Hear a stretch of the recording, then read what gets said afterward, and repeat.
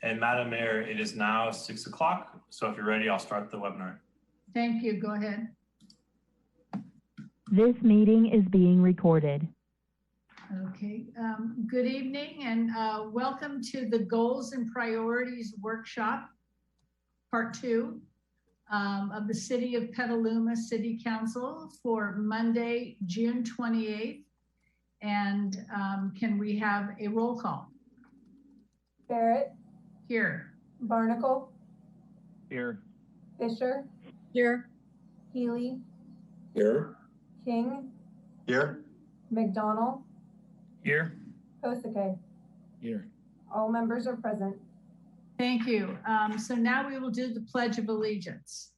So I pledge allegiance to the flag of the United States of America and to the republic for which it stands, one nation, under God, indivisible, with liberty and justice for all.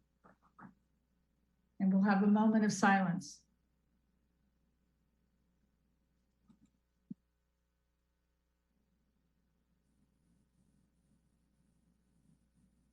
Thank you. So now we're going to have start our workshop on council goals and priorities. And I'd just like to let everybody know that this is being translated into Spanish. It is being broadcast with a live Spanish interpretation. In Zoom, people should click the interpretation globe and select Spanish for translation accessibility. I'd like to introduce Martin Rivarola to say that in Spanish for our Spanish viewers. Hola, tengan todos ustedes muy buenas tardes. Mi nombre es Martín Rivarola. La alcaldesa de Petaluma me acaba de presentar y lo que les quiero informar es que todos ustedes que quieran escuchar este taller en español lo podrán hacer seleccionando el botón abajo donde dice Spanish. Ustedes al apretar ahí van a poder recibir el audio en español. Muchas gracias. Thank you, Mayor. Thank you, Martin. So now we will turn this over to our Assistant City Manager, Brian Cochran, and he will lead the discussion. Thank you, Madam Mayor. Good evening, council members and community. I think our city manager, Peggy Flynn, wanted to make just a few introductory comments, so I'll turn it to her for a moment. Thanks so much, Brian. And thanks, Martine, for translating. It will remind all of us to speak slowly and not rush our words. So council, staff, and our beloved Petaluma community, thank you for joining us tonight. Tonight is our second workshop to get a clear prioritization of our more than 234 work plan items that we have aggregated over the last 2.5 years to ensure certainty for you that we are accomplishing the community and the council's highest priorities and making headway on priorities for out years. While this process might get a little sticky and messy tonight, this exercise will be super helpful for staff as we struggle with this prioritization on a daily basis. Not only have we had over 200 priority work plan items in front of us and have compiled it over the last 2.5 years, we've had numerous emergency responses, fires, pandemic, and we've had to juggle on a daily basis, on a regular basis. We can all do better. Tonight, we're hoping to get that clear prioritization, capture council's thoughts, capture the community's thoughts, and come up with a work plan that represents what our community's top priorities are and move the city forward. So with that, I'm going to turn that back over to Brian and looking forward to a robust conversation tonight. Thank you. Okay, thank you, Peggy. I'm going to share my screen, so bear with me for one moment.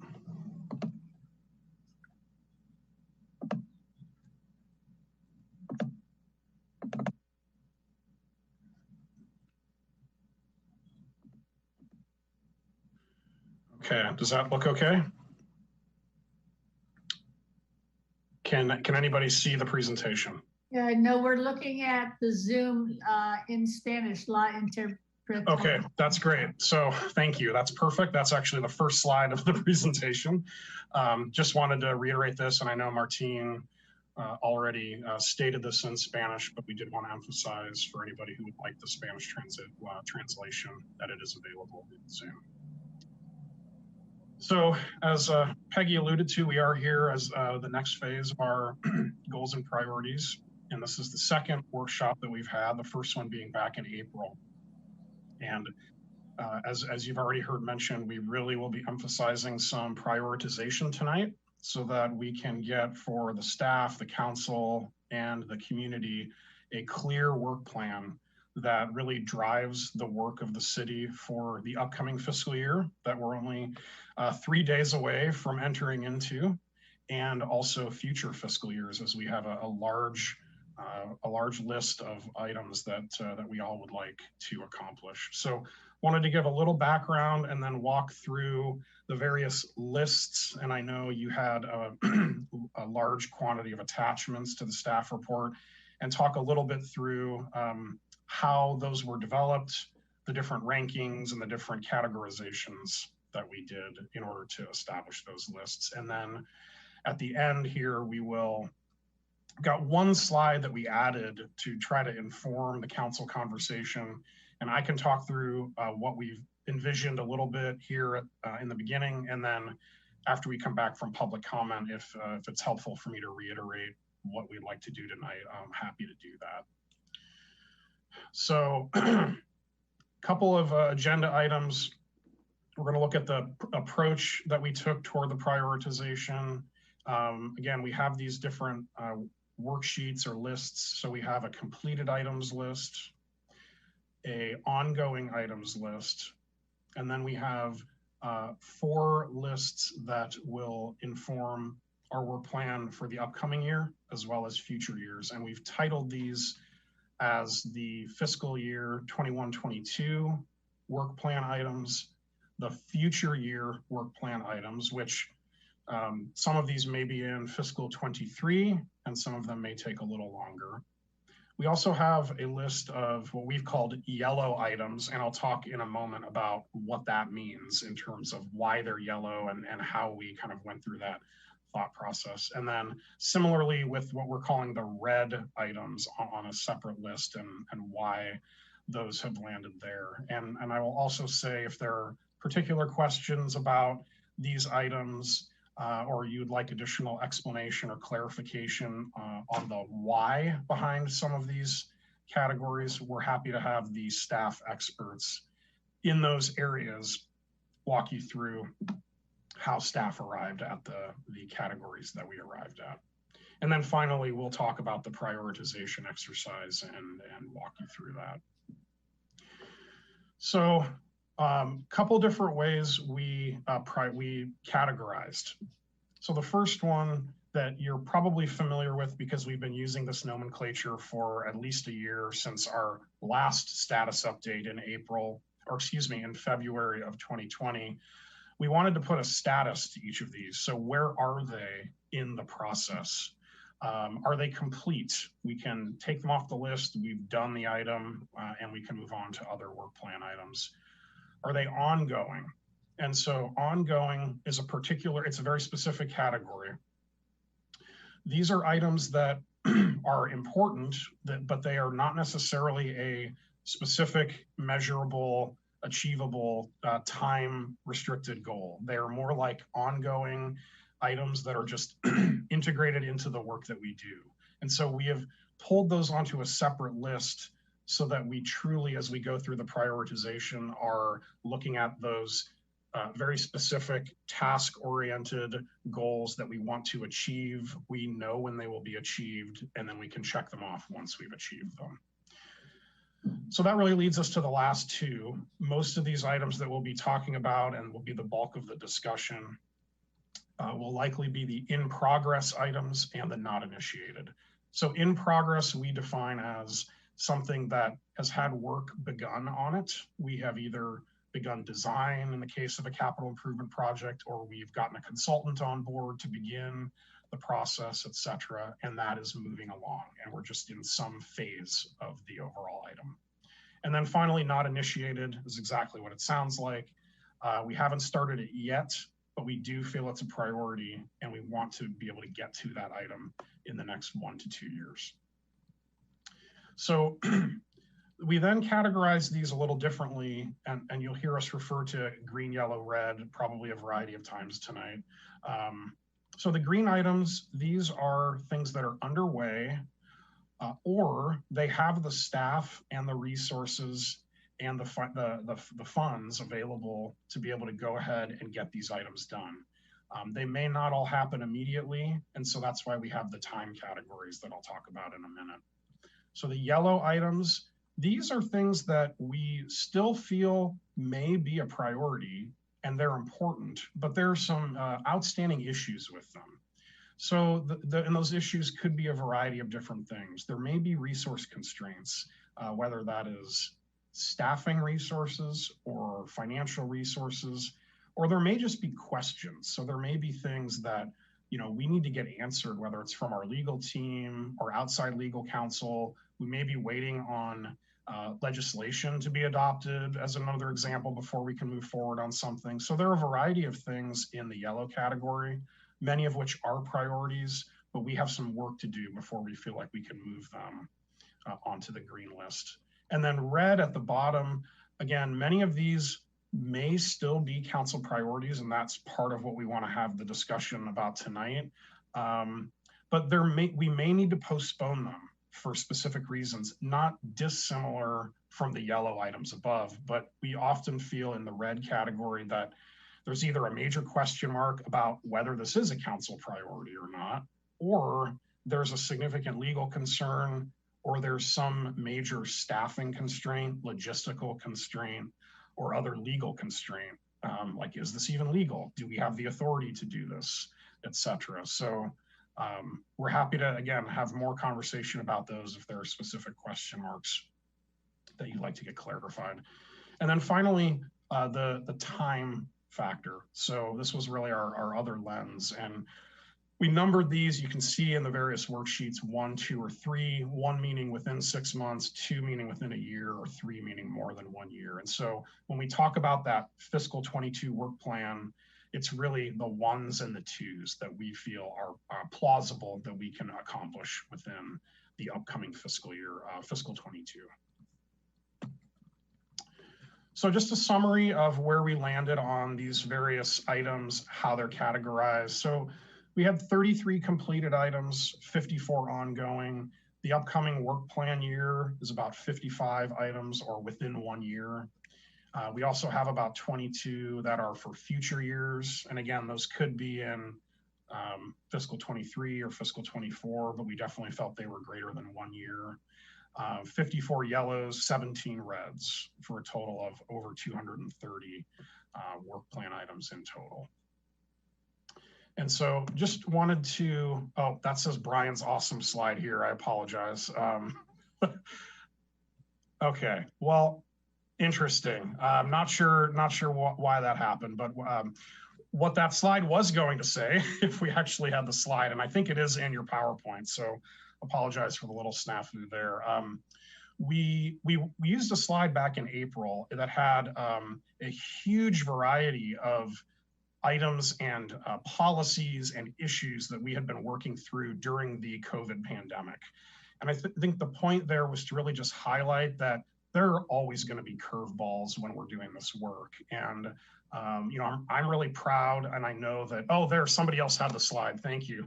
I know that Peggy and the team are really proud of all of these amazing things that we've been able to implement and respond to what was really an unprecedented situation for local government. So whether it was updated HR policies or implementing our Slow Streets program, our free range program, Shop Petaluma, figuring out how to just run council meetings in a Zoom scenario. Those are all things that we, you know, we worked through and responded to, all the while continuing, I think, to get a lot of these work plan items either completed or moved on to the next phase. And so I think this is just wanted to highlight this in terms of how we get our work done and some of the things that can come up that we don't even expect and how the city has been able to respond. So I don't even know, oh, that's Aaron sharing his screen. So Aaron, I'll go ahead and go back to my screen. One moment.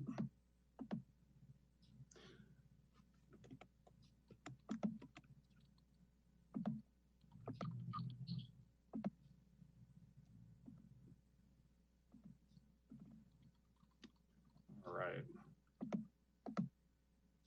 So is that back up in view on the PowerPoint? Okay, great. I'm seeing some heads nod. So wanted to start with the completed items. We have these lists up here just for reference. I am not going to review all of these in any sort of detail or even read them, but just wanted to kind of reflect on what's been accomplished, whether it was our fiscal and organizational sustainability plan. We brought the IT master plan to council. We have our new city website.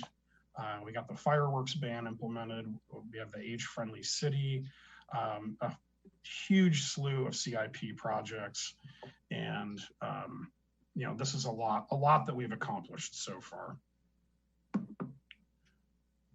And then again, additional completed items. So we've got the Cahoots program up and running. The Shop Petaluma I mentioned already. We have the gas station ban that was implemented recently and our carbon neutral 2030 designation. Just to name a few out of the dozens that we have up here. Then moving on to the ongoing items. And as I outlined earlier, these are not really goals that we can necessarily cross off a list. These are really integrated into what we do every day. And that's, I think, true for virtually all of these. Recruiting, hiring, and retaining a talented workforce. That is absolutely something that is just woven into the fabric of what we do. Trying to get a Helen Putnam Award. I know that's one that Peggy's had on her list to bring that award to the city of Petaluma.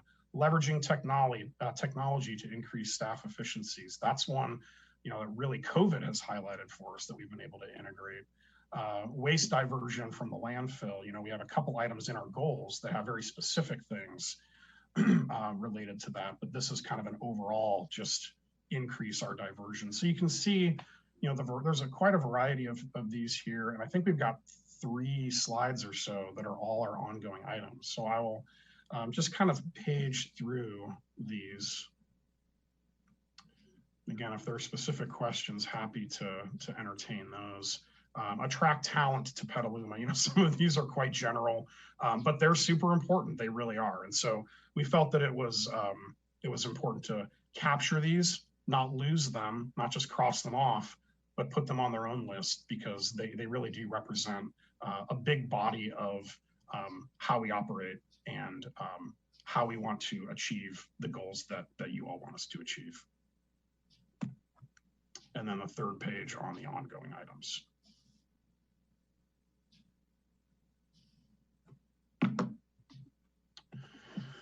Okay, so I wanted to move on to the fiscal 22 work plan. And I believe we have 55 items on this list. So again, won't highlight all of these, but this is quite a long list, but also, again, as I mentioned at the outset, staff does feel these are achievable. That's why they're on this list. We felt that they were green, they were ready to go. They were doable, we had the resources, and they were achievable either within 6 months or within a year. We do have if you browse through the presentation in advance of the meeting, you will see a few that are highlighted yellow. The reason that that's there is because some of these have actually already been accomplished.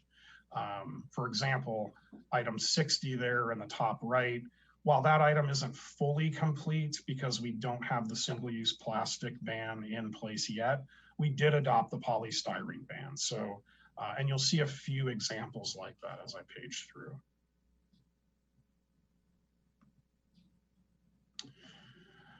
Again, item 155, we do have some guided tours happening on Lafferty, and there's additional work to do, but we did want to highlight that. And then we have begun multiple efforts on engaging the community to improve race relations, both with the ad hoc as well as internal staff training, et cetera. But there is additional work to do there. So that one is still on our work plan for the upcoming year. And then we also have a few of these which literally have happened in the last few weeks. And so we have the updating the urban water management plan. And since we've started this discussion in April, that one has gotten done. So we just wanted to highlight that, that we acknowledge that that one is already completed. And then one more page here on the fiscal 22 work plan. Just highlight those yellows. 186. We have been on an ongoing basis supporting our businesses through the COVID shutdown. That's something that we're going to continue. We want to expand some of those programs like free range, like slow streets, et cetera. And that's going to be continuing into the upcoming fiscal year. So we wanted to keep that on the list and not just check it off. The vehicle miles traveled policy, council just saw that last week. So again, that's kind of hot off the presses as an item that's on the list in terms of the work plan, but is done. So then future year work plan items, again, these are, we've kind of designated these as green number 3, meaning they're green. We think we can do them, but they are going to take more than a year. So we do have a number here, and one that we will be talking to council about in the next few months actually is identify funds and plan to improve roads. They're item 15. So while that isn't done and it is going to take multiple years to roll out that strategy, we did want to highlight that as something that is on the docket very soon, and portions of that will likely be completed in the first fiscal year. Variety of other super critical items here. You see the climate action plan there, item number 50, moving along with the general plan. Working on records retention schedules. Doesn't sound super glamorous, but it's super important for our city clerk's office and the entire city to get that work done.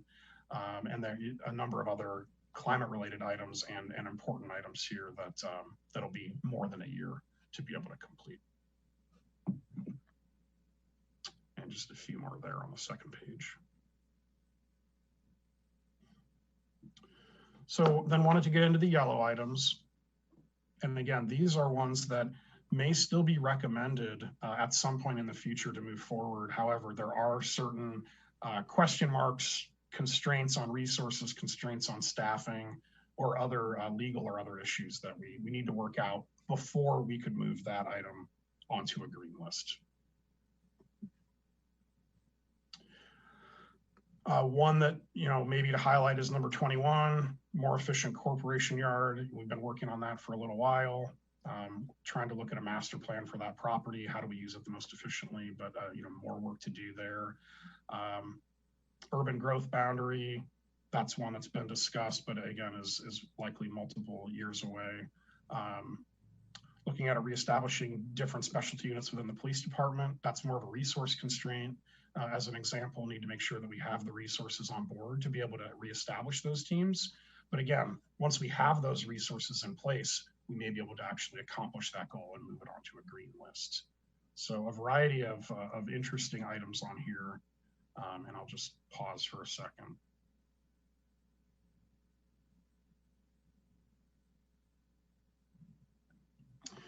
Okay, and then a second page of yellow items. I know one that I believe got a public comment on, the tobacco retail licensing. We are teeing that one up, so we are looking toward that one to bring that back. Just need to do the staff work for that. As an example, public art master plan, a variety here. Various Lynch Creek Trail improvements. I know we have multiple projects on Lynch Creek Trail, but some additional projects that will be more than 1 year away. And we may not have all of the funding in place yet to secure those. So again, multiple differing types of constraints with a variety of these.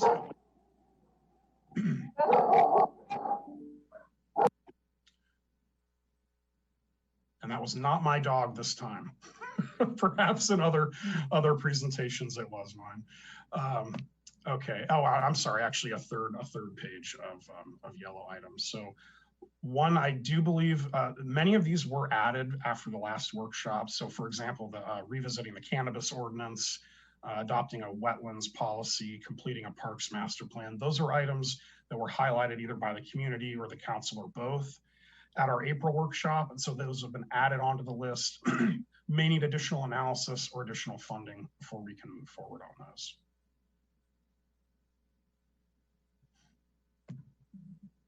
And then finally, look at the red items. I think there are about 19 of these, so they may be able to fit on one page here.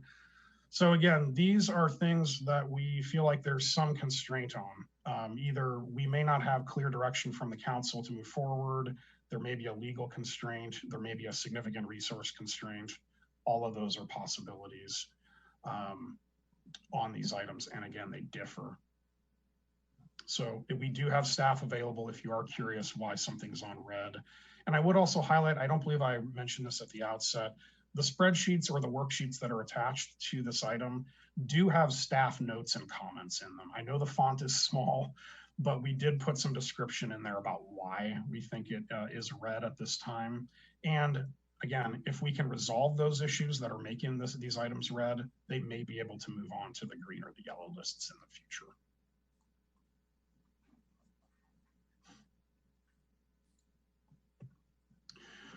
Okay, and then finally, wanted to just sort of walk through what we're looking for from council tonight, talk a little bit about the process.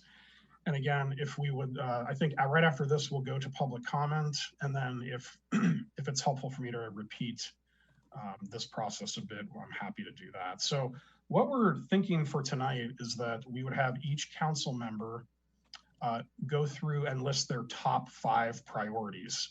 And these priorities could be from any list. So could be from the green, the red, the yellow, or there may be new items that perhaps weren't discussed back in April, or things that you've thought of in the interim period that you think are really critical that aren't on any of these worksheets. And so we would love to get that feedback from council. What we are going to be doing is, I believe Heather Hines, our planning manager, is going to be sort of acting as our scribe, if you will. She'll be recording all of the council priorities. We will then, for any items that are red or yellow or new, we will be looking for some straw polls or some straw votes from council to really decide, okay, does a majority of council feel like this needs to be moved? For example, there's this item on yellow, 5 council members think it should be moved to green. So we want to get that information from council for anything that isn't already green. Heather will be tracking those, and we can go through each one that needs a straw vote, and then we can use the Zoom hand functionality, and Kendall will help us sort of record what those votes were verbally for the record, so that we know which ones are proposed to be added to the list. And then finally, a key part of this discussion, which really gets to the heart of the prioritization, is if we are going to be moving items from yellow to red or new items onto the list, staff feels that it's very critical that we have the conversation and decide which items from the green lists need to get removed. Staff has put in a lot of work to make sure that the green lists are manageable, that they're doable within the resources, both financial and personnel, that we have available. And so we'll probably need to go back once we have the first round of straw polling done, go back and then have that follow-up discussion for each of those items that is proposed to be added, which items need to be removed from the list in order to accommodate that item that you all would like to move on to the list. And apologize, Peggy, I saw your hand up. Did you want to chime in? Yes, thanks, Brian. I didn't know if you could see it. I would just add that we have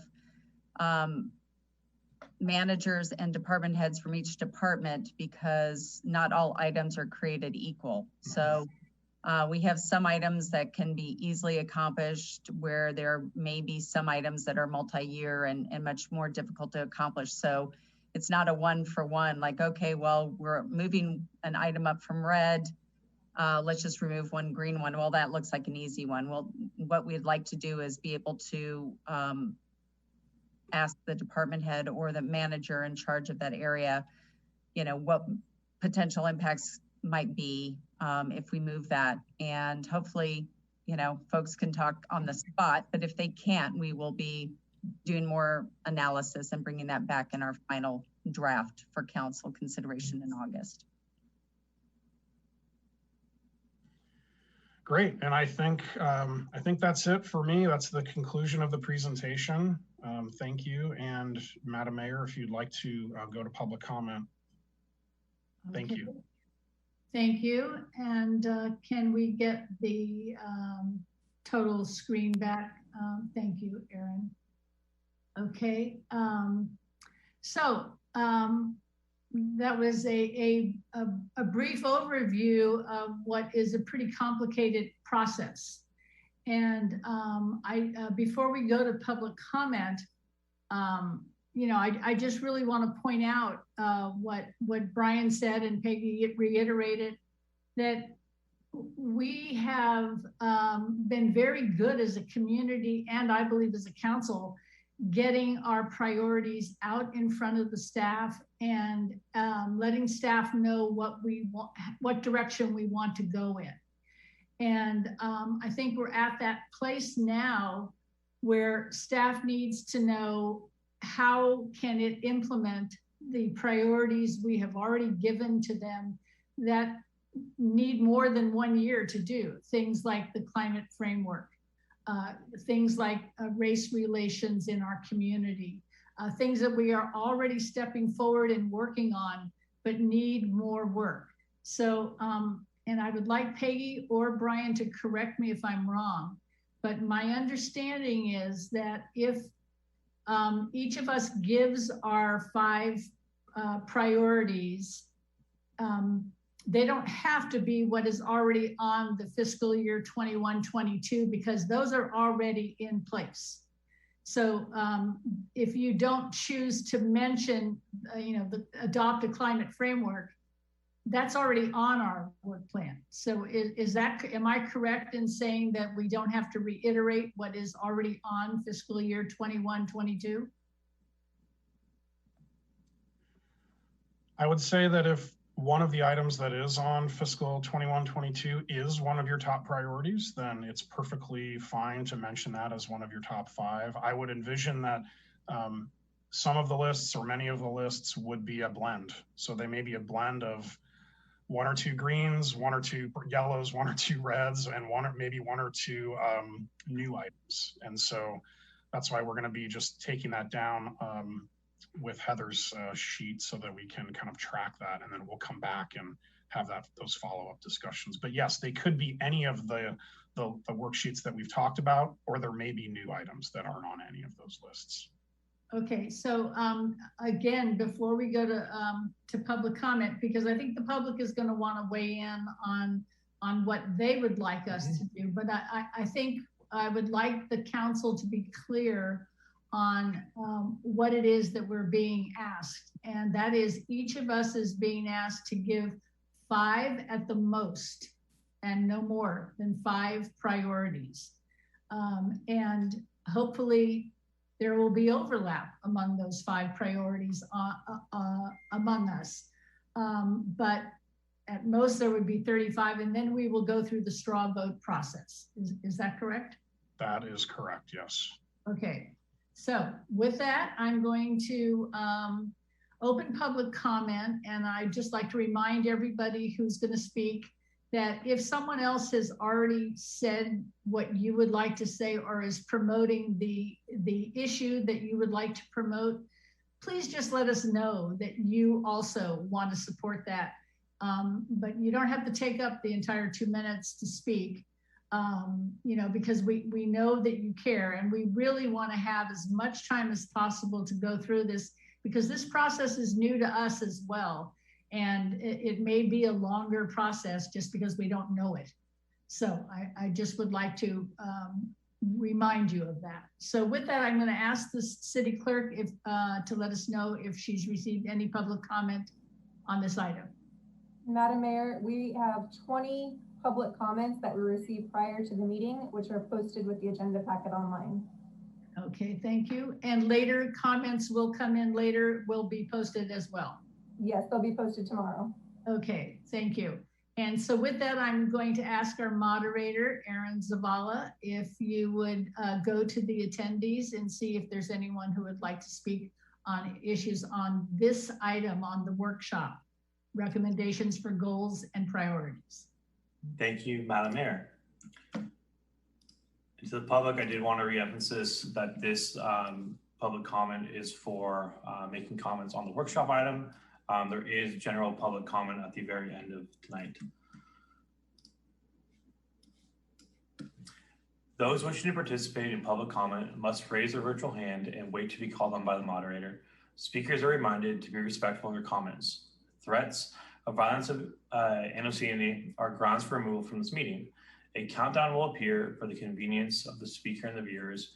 Your microphone will be muted at the end of that countdown. The first speaker will be acknowledged and invited to speak when the countdown begins. Please make sure to unmute yourself when you're invited to do so. The first speaker that we have is Anne-Marie Daniels. I will now allow you to speak. You can unmute yourself and begin your 2 minutes of public comment for this item. Good evening, everyone. I am just calling, hoping to basically ask that we put, I think it was item 158, improving engaging community in race relations in Petaluma on the priority list. As a member of the ad hoc committee, it is abundantly clear that 6 meetings with 30 members is not enough. And it's also abundantly clear that, rushing the process here, trying to get it going quicker, actually was to the detriment of that committee. So I would hope that we could, even in today's meeting, just decide as general public comment for our committee was that we should suggest having a continuing committee, a standing committee that actually is applied for and vetted for. And I believe that that's something that we should do. And I would hope that we would plan to do that now so that the vetting can happen before this ad hoc committee is even done. Because by the time the 6th meeting comes, I'd like to be able to just pass on the baton to people who have already been vetted and have already applied through the normal committee selection process. So that is what I'm hoping you all will include in your priorities. Thank you.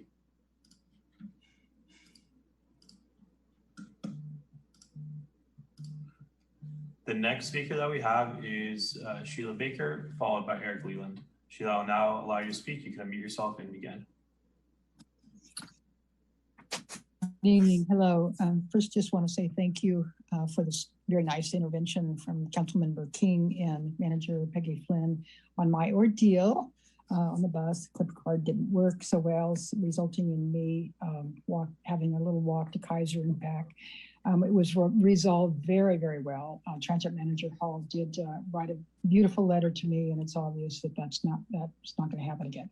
I just want to really encourage item number 23, which is a yellow item, and it is to expand transit service on primary corridors. Yes, yes, yes.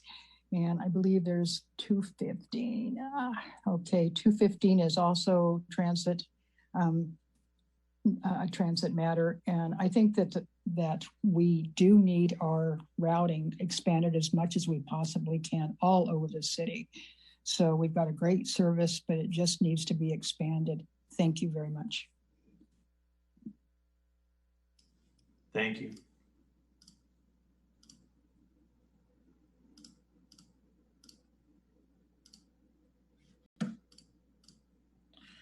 Next speaker that we have is Eric Leland, followed by Paige Henderson. Eric, I will now allow you to speak. You can unmute yourself and begin.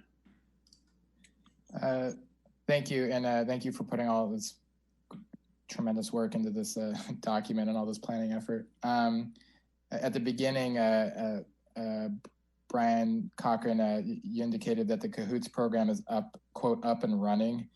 My understanding is we've approved it and implementation's underway, but the service is not actually running yet. I'm just wondering if you can clarify that for the public after my comment. I encourage you to move complete a parks master plan, which is item 224. That's page 34 of the PDF. If you could move that from the yellow section to the 2021-2022 workplace to work plan.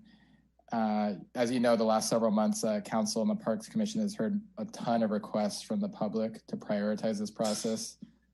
And a master plan is a fiscally prudent approach. Basically, it's a way to, spend less money to get more parks, more recreation, more music.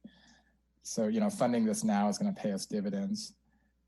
Lastly, I just want to underscore moving item 158, race relations, or just strengthening race relations. As a member of the Ad Hoc Advisory Committee, I just want to support what Anne Marie Daniels spoke to in public comment. And please consider establishing a standing committee on race relations so we can have more time, or a group can have more time to further these issues. So that's item 158. Thank you very much. Thank you.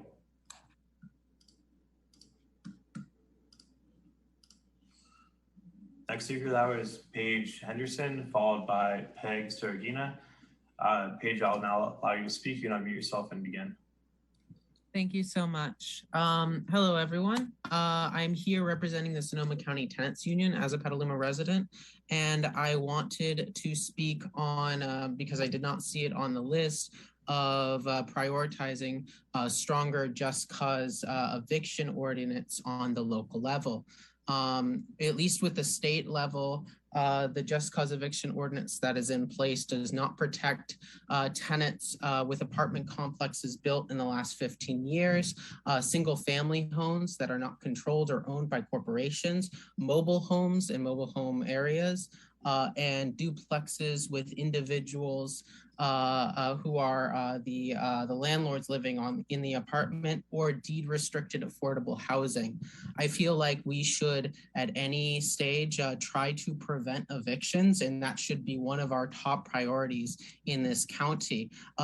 As a result of evictions, we have more homeless people on the streets and more people who aren't able to get back into the housing market due to this, how the cycle of homelessness works.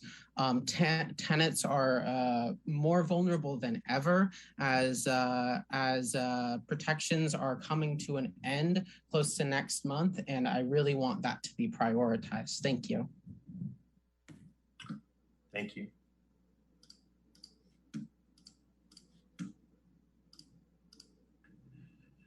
The next speaker that we have is Peg Sergina, followed by Ben Peters. Peg, I will now allow you to speak. You can unmute yourself and begin. Thank you. Good evening, Mayor Barrett and City Council members.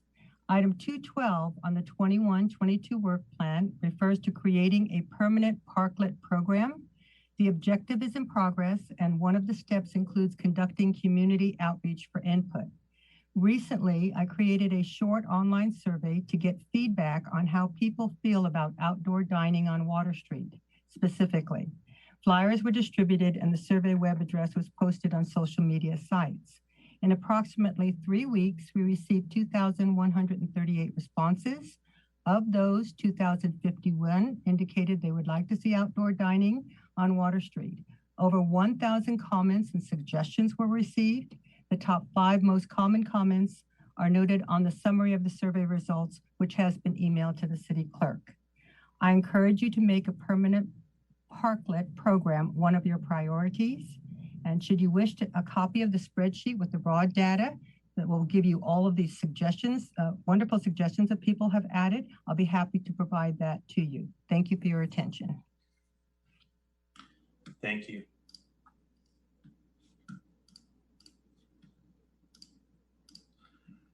Next speaker that we have is Ben Peters, followed by Blake Cooper. Ben, I'll now allow you to speak. You can unmute yourself and begin. Good evening, everyone. I'd like to highlight work plan item number 49, which is install clean energy technology on city-owned facilities. Looks like this might have slipped from starting to happen in this year to future work plan items. So per the last meeting on this topic, I think installing solar panels at Ellis Creek was a top priority. And I want to make sure that doesn't slip because we have a limited window to actually work with Sonoma Clean Power on their utility or municipal RFP. And so this needs to be accelerated, not backburnered to future work plan. Would also like an update on the Forefront Power project.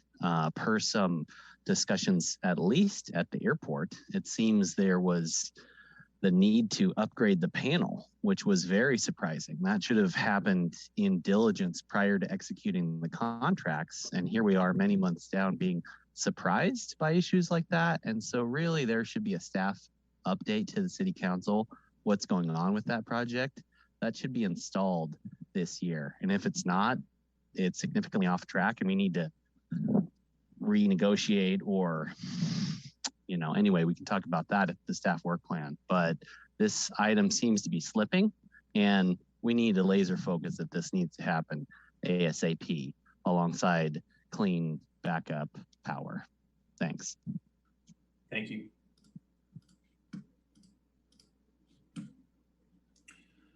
The next speaker that we have is Blake Hooper, followed by Susan Kurtz. Blake, I'll now allow you to speak. You can unmute yourself and begin. Hello, everyone.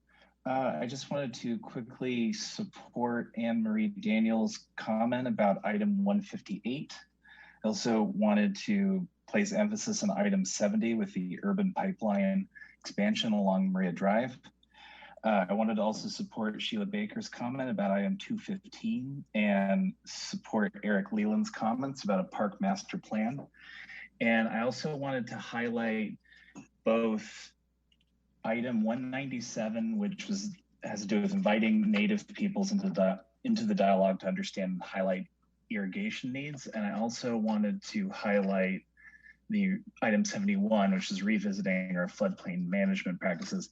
I think given the drought that we are in and the situation we're looking to be in for the next 4 to 5 or even a decade going forward, it would be prudent to engage in these practices sooner rather than later and really engage both the Native peoples that we have here and also look at our floodplain management, especially as we're going into our general plan update and have already had to put several projects in places we would have preferred not to. Thank you all for your time, and I hope you have a great rest of the meeting. Thank you.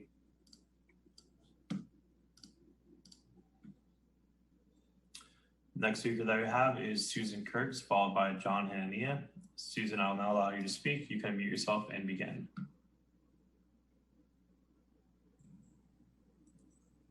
Thank you. I'd like to speak to item 209, open Paula Lane Preserve to the public. I'd like to ask that this item be removed from your goals and priorities list. In the last 2 weeks, there has been extensive grading and damage to habitat by the City of Petaluma contractors at the Paula Lane property. Over the weekend and today, excavation and grading in the entrance in the area of redwoods and oaks with significant impact and what I understand is a plan to pave and concrete the area to make an ADA parking space have occurred.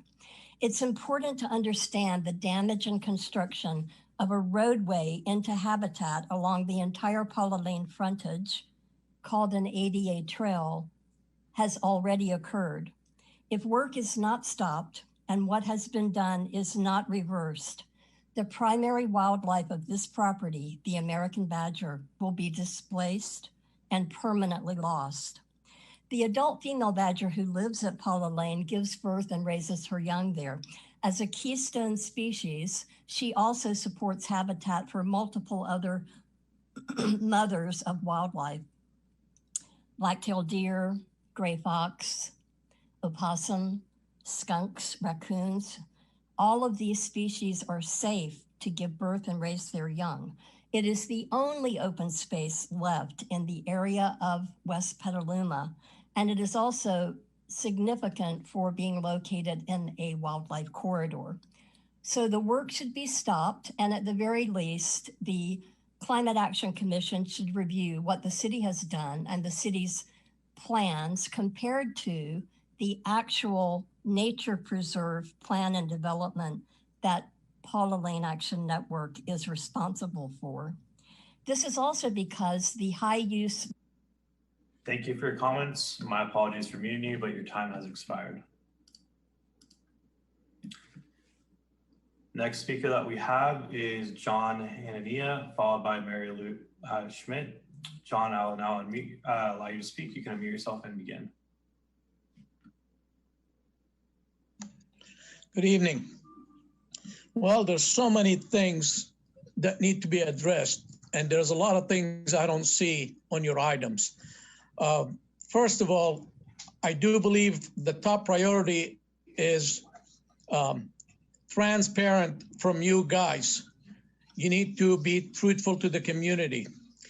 Second, you need to make priority to hold your staff accountable for the wrongdoing. And third, and I believe it's very important, is you need to fix the water problem. You keep selling the city time and time and time again when we don't have water to deliver. Marin County back in 1976, they flat out refused to issue any water meter because they couldn't deliver what they don't have, which is completely opposite from Petaluma here. And the safety center, I don't understand. You guys been talking about it for so many years with the fire department, and you haven't done anything, okay? Neighboring city, they keep building a new safety center, and I don't know how many of you have seen the brand new building, a brand new fire department. It's not remodeled, it's additional in Roanoke Park, right next to CHP. Why is it Petaluma can't do that? I said it loud and clear before, but you guys don't want to hear it. Very poor management. But you guys don't want to hear that. You want to go, oh, shout to so-and-so. Oh, she's working too hard. Oh, she's going to have a meltdown.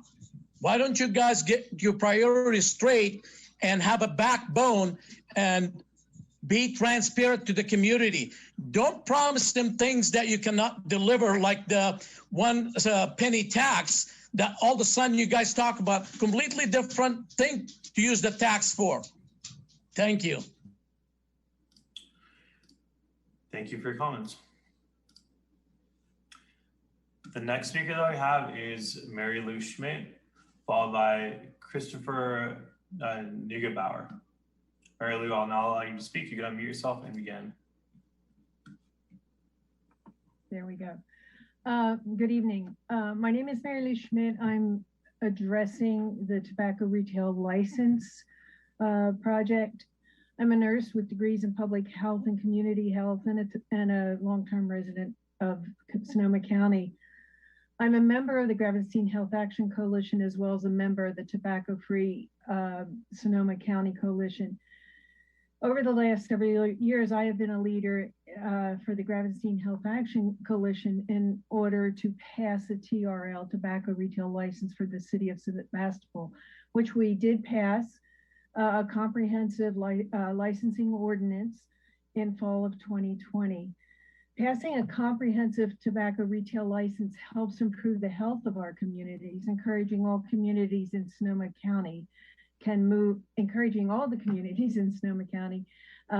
to move toward comprehensive tobacco licensing, retail licensing, can move to the reduction of tobacco-related addiction and disease, saving an enormous amount of money in our healthcare systems.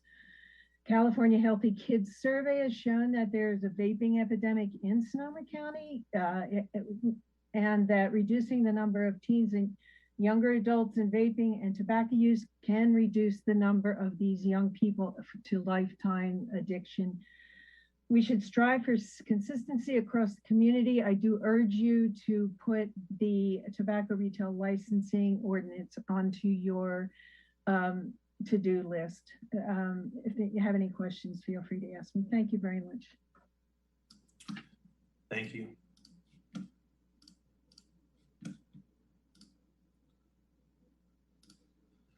The next speaker that we have is Christopher Neugebauer, followed by Taryn Abade. Christopher, I'll now allow you to speak. You can unmute yourself and begin.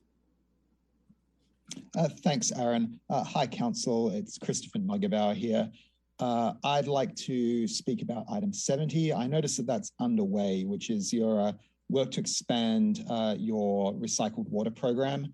I'd like to encourage the city to go further on expanding the recycled water program. The best time to save water for a drought is right after the rainfall. And see, we didn't do enough of that when the last drought was broken. So the next best time to start saving water and planning for the future is right now. So I encourage you to build on item 70 by getting started on building a 10-year plan for expanding the recycled water facilities in Petaluma, so that we here on the west side as well can choose to water our gardens with recycled water rather than potable water. I also want to strongly associate myself with everybody who's asked about item 158. I strongly encourage the city to investigate properly funding a standing committee on race relations with the intention of leading to proper civilian oversight of our police here in Petaluma. Thank you very much. Thank you for your comments.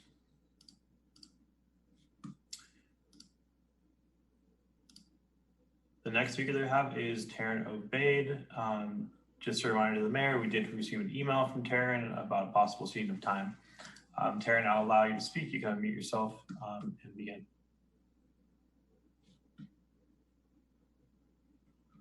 Hi there.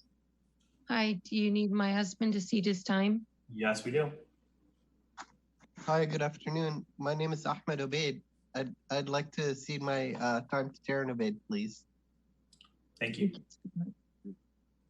Hi, good evening. I wanted to make some comments tonight regarding opportunity.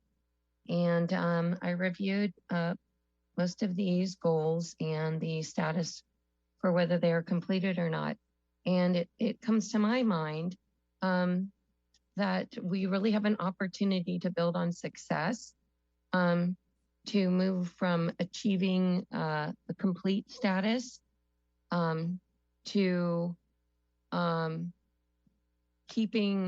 to not just completing a task, but to measuring it in terms of excellence, whether it's good enough or whether it's excellent or whether it's not good enough, right? So to have kind of a scale metric there.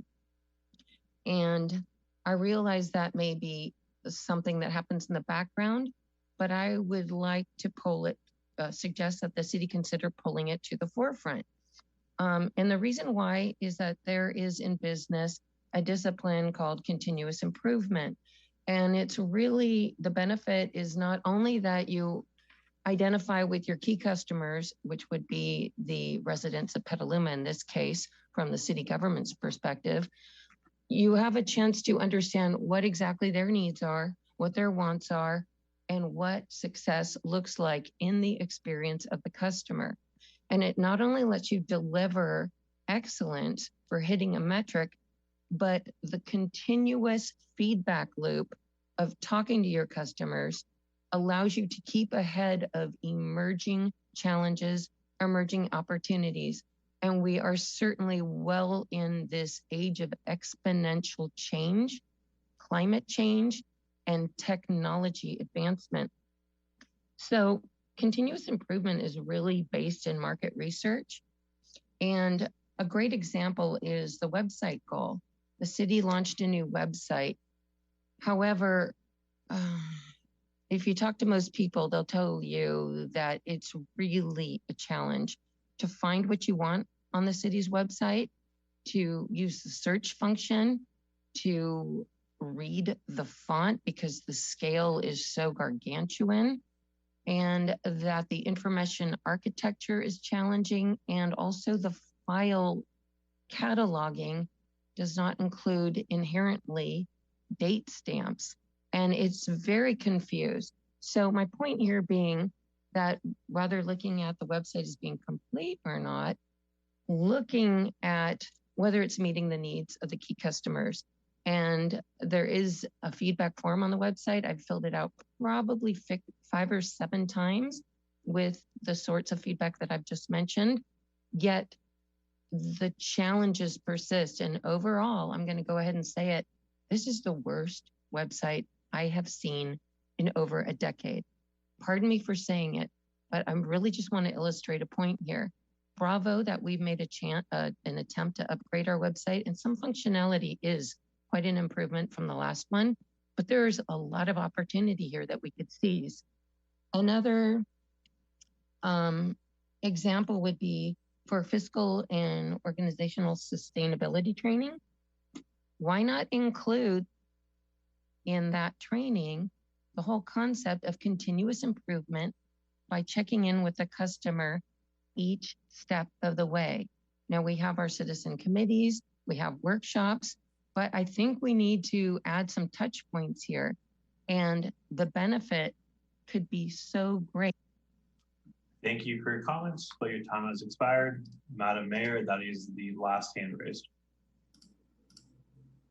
Okay, thank you. And with that, we will close public comment on this item and bring it back to the council. Madam Mayor, there was a last hand that came up. I don't know if you want to take that one or not. Yes, absolutely. I didn't see it either. I'm sorry. Go ahead.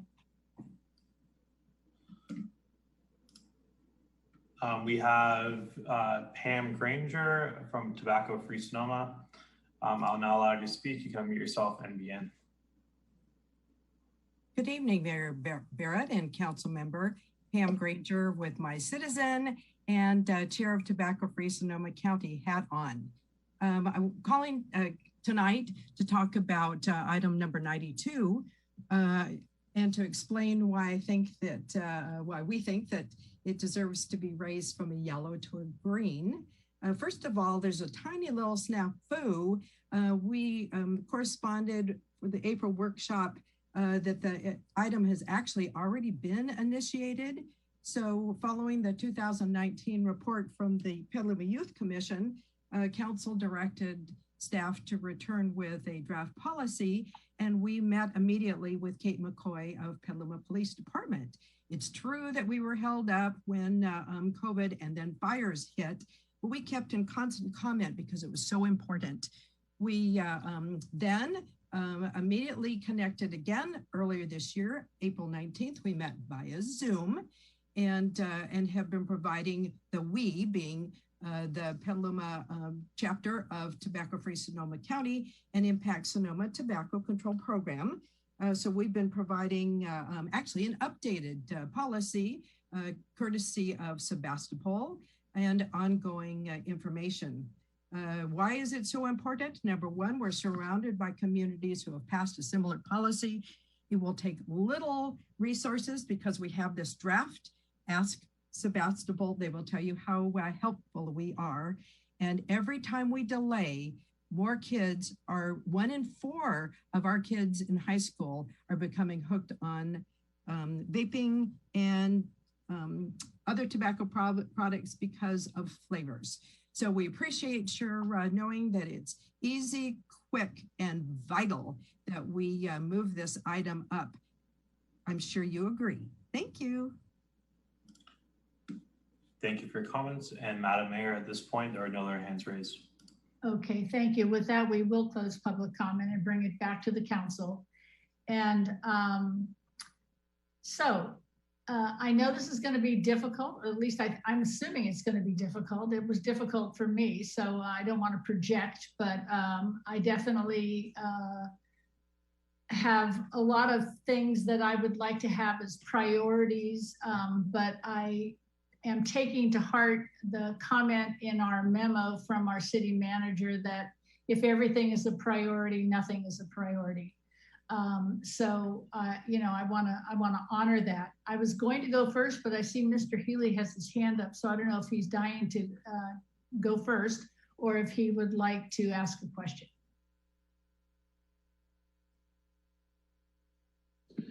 I was just going to offer up a suggestion on something that we could, a fairly heavy lift that we could actually defer for 1.5 years to create space for other priorities. I wasn't going to get into the whole mix. Madam Mayor, if you want to go first before me, that's fine. You've intrigued me. So what is your heavy lift removal process? Okay, the one I would recommend that we give thought to deferring is number 4, review and update development impact fees. And that, for those of us who've been through it, is an enormous undertaking, staff intense, council intense, time intense, dollar intense. And in my experience, the development impact fees really tear off of the general plan. When we had a new general plan last time, we knew what facilities, what streets, what sewer and waste water improvements we needed, what parks we needed. We added up the dollar amount and then divided by the amount of new development we expected to occur. So if we were to undertake that now, we'd have an updated development impact fee program that would be obsolete the minute it was completed. And then in beginning of 2023, when we have the new general plan, we'd want to start all over again. So my question is, can we skate through the next year and a half just with the CPI increases that we've been doing and defer the major heavy work until after the general plan is complete, so we can have actually something that reflects what the community wants and isn't updated the moment it's done? Yeah, if there are legal reasons or other reasons why we can't or shouldn't do that, I'm curious, but it seems to me that's a place where we could free up some capacity and some money to add some other priorities here. Thank you. Okay, thank you. I'm gonna ask our city manager to weigh in on that. I was going to ask actually our city attorney. I know that staff has wanted to move some of that forward. For instance, our impact fee for housing doesn't increase with CPI. So we have some work to do on those impact fees. But Eric, I'm going to have you weigh in on that. Thank you. Councilmember Healy is right that there are strong links between the general plan and the development fees because of the fact that the fees are providing funding for projects that are being provided to address the impacts of new development. And speaking for myself, but I suspect this is a view that's shared by other staff, we appreciate at least I appreciate the council thinking about ways to provide space for other priorities. However, I also and I don't disagree about the potential for having to revisit the fees in a major way following the updated general plan, but the updated general plan is a ways off in its entirety. And I anticipate that staff may be recommending some updates to at least aspects of the fee program, which if we did that, we would be mindful of avoiding wasted effort that would need to be updated soon thereafter. So I think that's something that it's a helpful and appreciated suggestion, and one that probably needs to have some further discussion as we get a better sense of what we may nonetheless recommend may be important for the city to look at in the nearer future. If I can follow up on that. Yes. So is the real focus on the housing impact fees? Because that's a fairly small and discrete part of our total impact fee program. And I can see that moving forward, but deferring, we have a pretty hard deadline for our housing element and general plan of right. January 1, 2023. So right. That's going to be the first part. If we wanted to move forward with the housing piece, I think that would be a much lighter lift than trying to revisit the entire program. That's certainly true that the housing element, because of its deadline, is leading the general plan process, and that's one item that makes sense to address sooner, in part for that reason. I think there may be some other fee updates that we may end up recommending based on analysis that we're doing, but I don't have those results yet, and so I'd like to at least have the council be on notice that may be some things that we'd like to discuss, mindful of the Councilmember Healy's helpful suggestions. So the only other thing on this, and then I'll stop, Madam Mayor, is that on the traffic impact fees, my educated guess is that the switch from level of service to VMT could lead to substantial reductions in those impact fees. We just care about distance now. We don't care how long it takes anyone to get that distance. Not necessarily my view, but that's what the methodology drives. So I just, before we dive into the traffic impact fees, people should do a little bit of due diligence to make sure that they know where that's going to head. Thank you.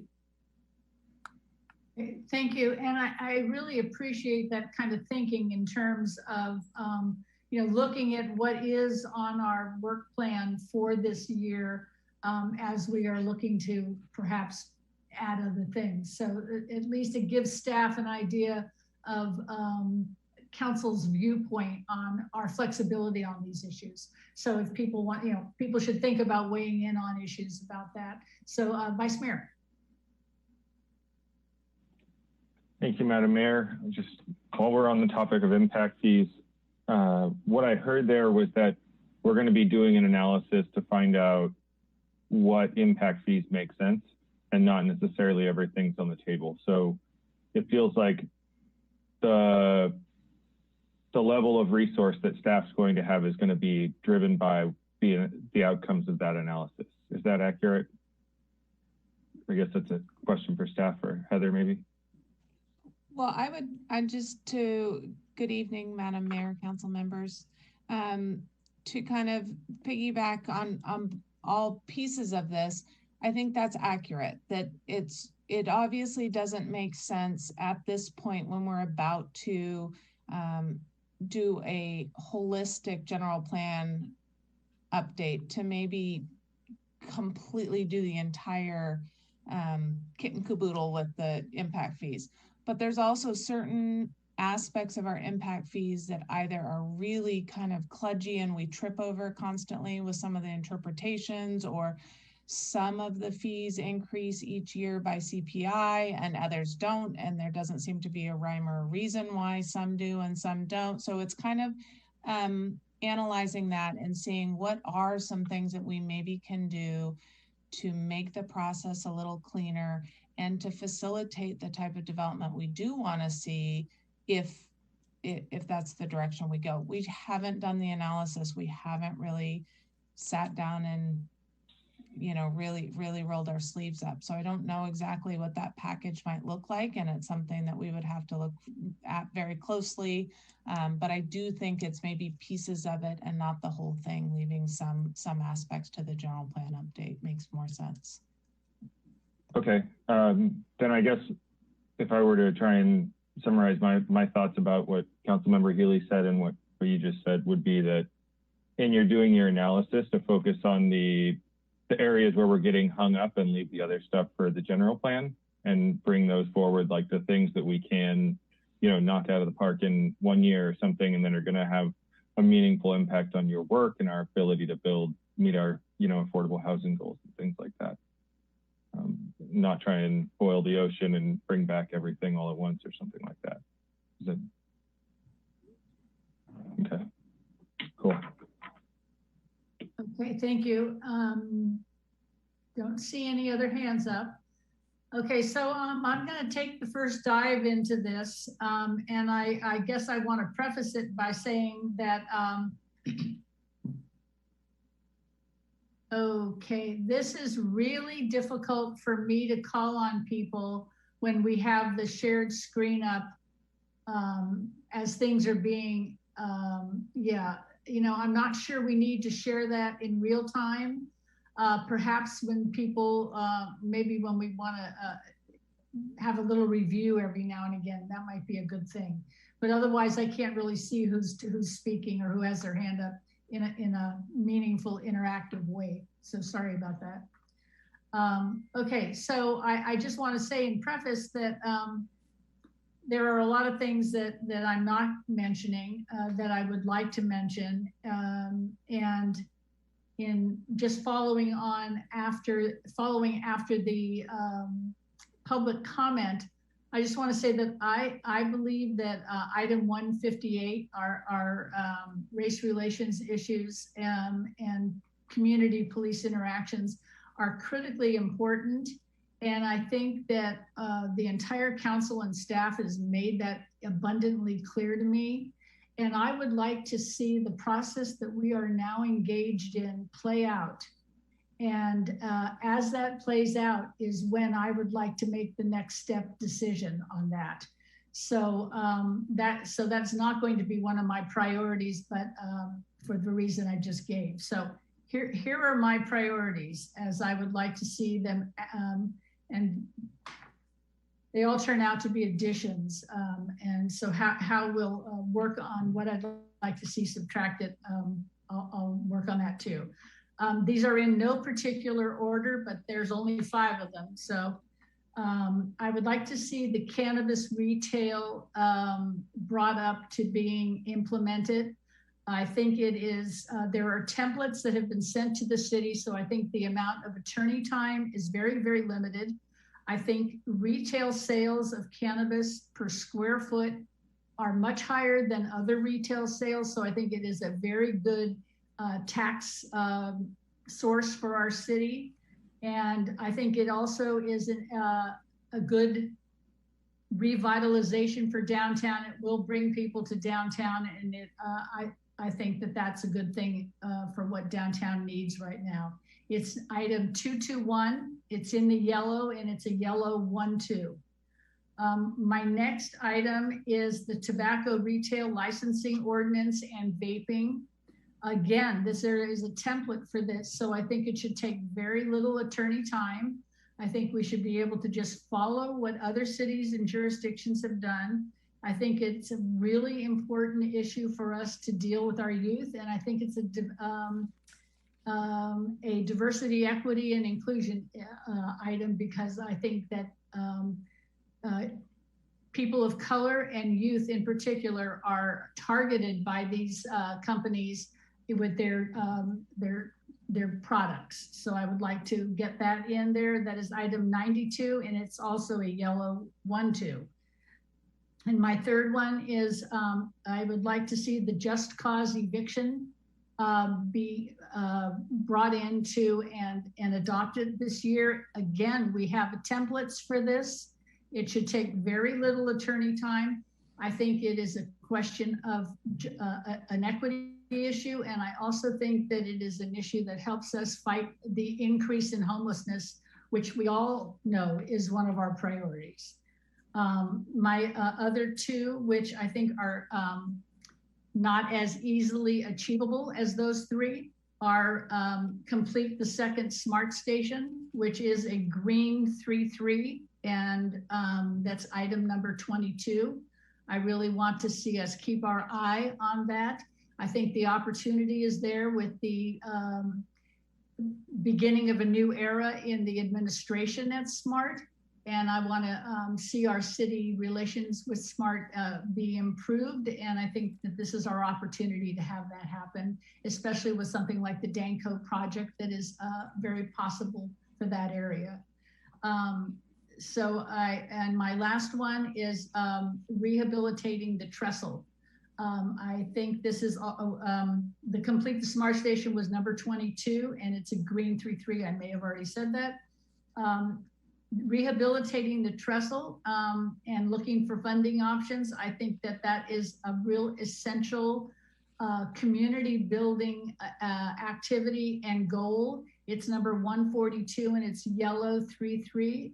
I think if it cannot be added this year, it should be added into item 120, which is for the future year, and that's a green 2-3, and that is robust focus on riverfront and river-oriented development and redevelopment. I think that this is essential in piece of that project, and it really to ignore it or to miss this opportunity, I think would be wrong, I guess is the right word. Okay, so those are my 5, and I have so much more to say, but I think we'll all have an opportunity to say more in the discussion. So I'm going to actually call on someone who might want to be the first person, and a second person. I see Kevin has his hand up. He may not want to be volunteering right now, but if people don't volunteer, I'll call on you. But if you do volunteer, I'll let you go on your own time. Go ahead, Kevin. Well, thank you very much. I did just want to throw in the word celebrate. I mean, the last 2 years have been phenomenal test and a phenomenal achievement, both community-wise and staff-wise. So, we should be celebrating the success of the past 2 years. And I think of all the ongoing priorities as the area we trust staff, where staff is just like hitting on all cylinders, moving the ongoing things forward. So while they're all priorities, I'm going to talk about something different. And for me, I'd like to view this in terms of milestones under a priority. And I jumped in at this point because my number one is the trestle, 145. And I just thought, what better time to come up than let's just talk about the trestle. But when I said milestones, what I mean is I would like to have the redesign that's in this year's budget complete as soon as possible. Let's just hang a date of November this year on it, because we all know that it's only possible in construction with outside money, grant money. So our part, which is funded, should happen quickly so we can avail ourselves of other parts. My number two is number 15, item 15, paving. And again, thinking of this in terms of milestones, I'm sure our budget is going to put a lot of money into paving, but whether it achieves what the people of Petaluma hope for, to improve their streets and all these side benefits that come in from improving their streets, like the better bicycling, the better striping, the safety, all those things, that comes with this one item. I would like our milestone to be that since we have the single worst paving rating of any city in the whole Bay Area, and that's over 100 cities, I'd like to see us move up just one rank each year till we're not in the bottom 10% anymore. But if we could just get up one ranking each year, I think that'd be a great achievement. And that's what I would like as a goal there. My number three is a much more modest. It has to do with improving trails and bike paths and things. I'm going to throw this in under the number 18 item, also a green one. There's a piece of biking from Lakeville to Brewster's that links Water Street. I mean, it is the simplest and most beneficial trail improvement we can make in town. You connect us between downtown and the proposed Corona station. I would like to see that finished by the time the Spanos finishes Water Street, or by the time that the smart path under the freeway reopens, which could be as soon as next summer. I mean, this is a link that we need to put all that bike work together. And under that same category is the bike master plan, again, in this year's budget, number 26. Then my number four is, I guess, SCTA and all of their funding and the OBAG 3 is all going to happen at the beginning of the year. And they want to line up the city, have the cities have their ducks in order by the end of this calendar year. And I think that's the trigger for our crosstown connectors to really get a deep dive on that and get funding, get lined up for funding. SCTA has said they don't want a public notice of your city priorities. They want to see public engagement. Engagement means you listen to people. So those are tougher sessions that we'd have to have. I'm excited that we could do something about that around end of year when the calls for funding start coming out from SCTA. Unfortunately, that's not a prioritized, let's see, I've got it in 14 yellow. That's the one for that. And then my number 5 has to do with homelessness. And it's listed as ongoing in some areas, but I really want to see the city compete for Measure O money, compete for the Continuum of Care funds, and Home Key funds. And setting up a milestone on that, I'd like to say that we submit a project and secure funding within fiscal year 22. Part of homelessness is our Cahoots program, now called SAFE in Petaluma. And I'd like to see a goal for that at 24 hours, 7 day a week by end of fiscal year 22. while there's there's 100 items, five is tough to handle. Thank you. Thank you. And Councilmember Fisher. Thank you. I guess I misunderstood the instructions, and I thought we were supposed to prioritize within the green tier. So that's what I did, with one exception. And I just want to put a call out to staff again, like the budget, I thought it was really reflective of this council. And I really appreciate that staff has taken all the time they have with this, with all of these goals and priorities. I think many of them can actually be grouped together because they're so similar, but that they did go through them and really analyze what could be done and what needed to be done and what they had capacity for. So I don't really want to mess with what they thought, honestly. So 4 of mine came from the green list. The first one, like Councilmember McDonald, was number 18. Our walking and biking paths is a priority. Number 46, which is our citywide sustainability program. Councilmember, this is the mayor. Could I ask you to slow down a little bit for the interpreter? Absolutely. Thank you. Thank you. I know all of us get very excited and we just speed up, but we just need to slow it down. I tend to stay at that speed at all times. So. And Councilwoman Fisher, can you repeat what your what number it was? 40? Number 46. Thank you. And the third item was number 64, and that is the need for a dashboard to start tracking our emissions. Because we can't measure what we don't track. And then number 161, which is a community engagement plan. And again, that's around our climate goals. And the one I do want to move up from yellow to green is number 224, which is a parks master plan. And I know the city manager gets anxious when I say master plan, but what I mean by that, what I want us to do is assess the role of our parks and open spaces and evaluate the opportunities we have there to sequester carbon and to enhance biodiversity. So that would be my goal in moving that up.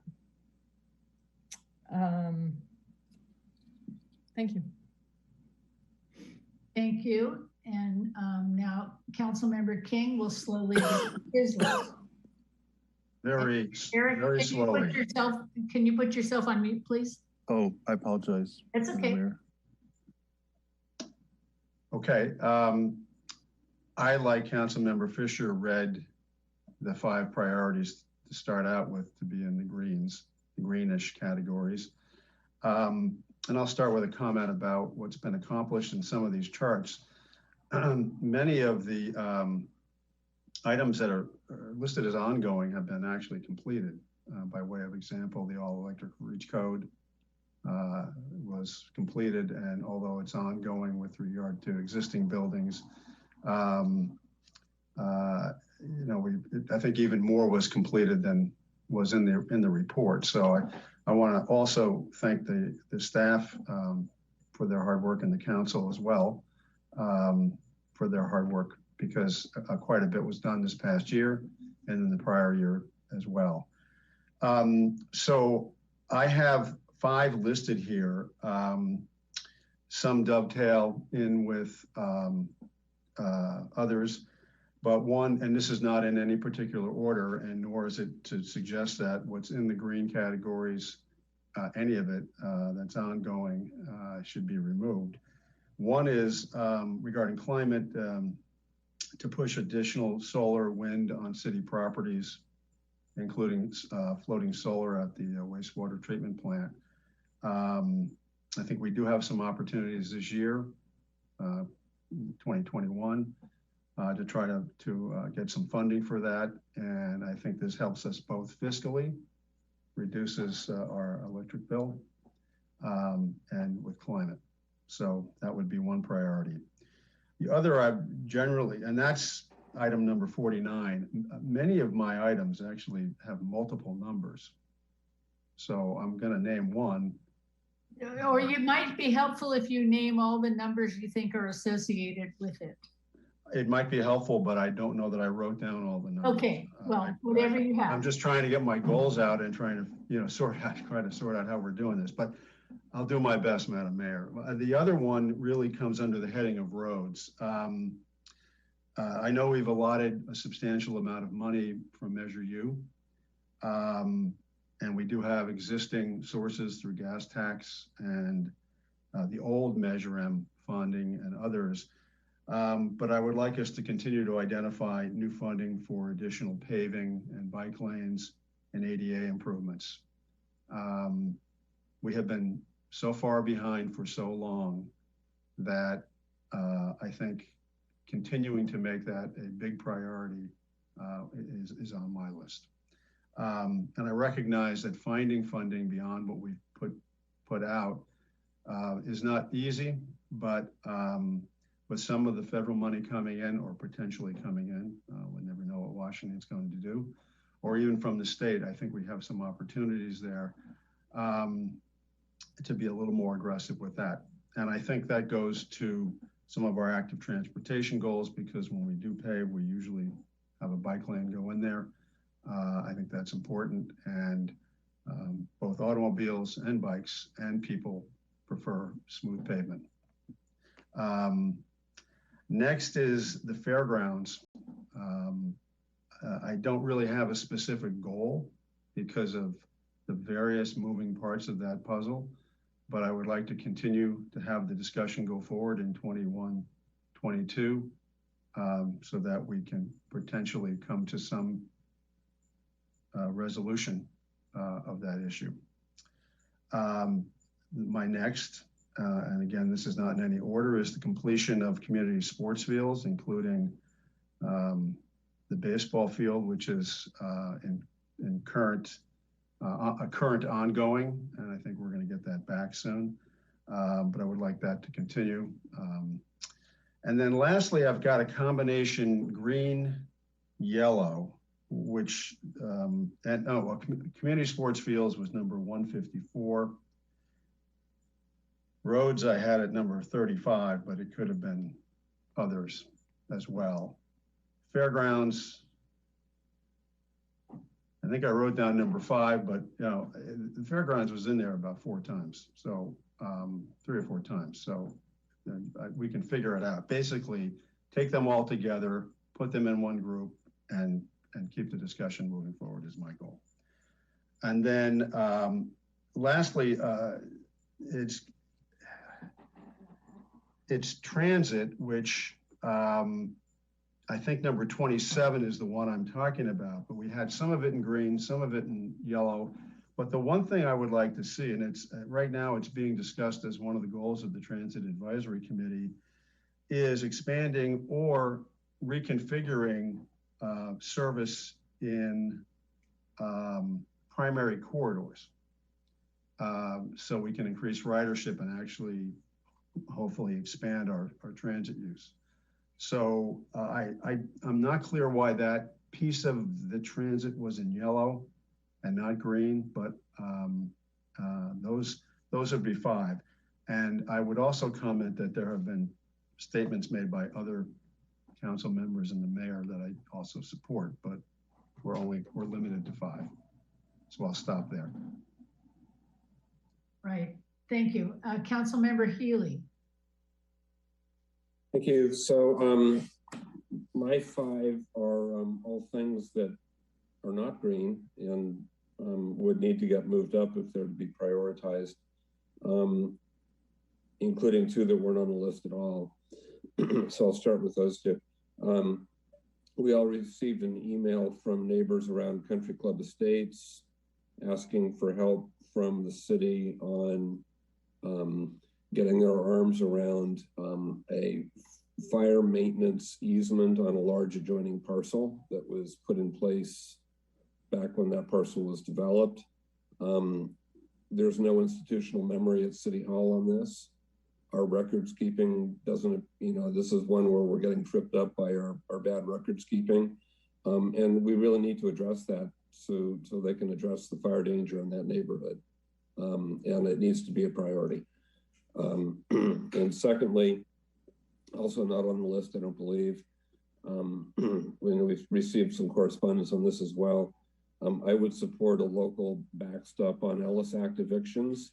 I think that would be an easier lift for us than trying to take on just cause, which is a broader issue and is usually paired with rent control, which we don't have. But the Ellis Act is a funny one. It allows a landlord to evict a tenant when the unit is supposedly going to be taken off the market. And there's no questioning that assertion, essentially, and a retaliatory eviction defense is not available. And it's a loophole that people are exploiting. And it's not good. And there are templates that we can look at from other jurisdictions that have addressed this, and I think it would not be a difficult thing to do.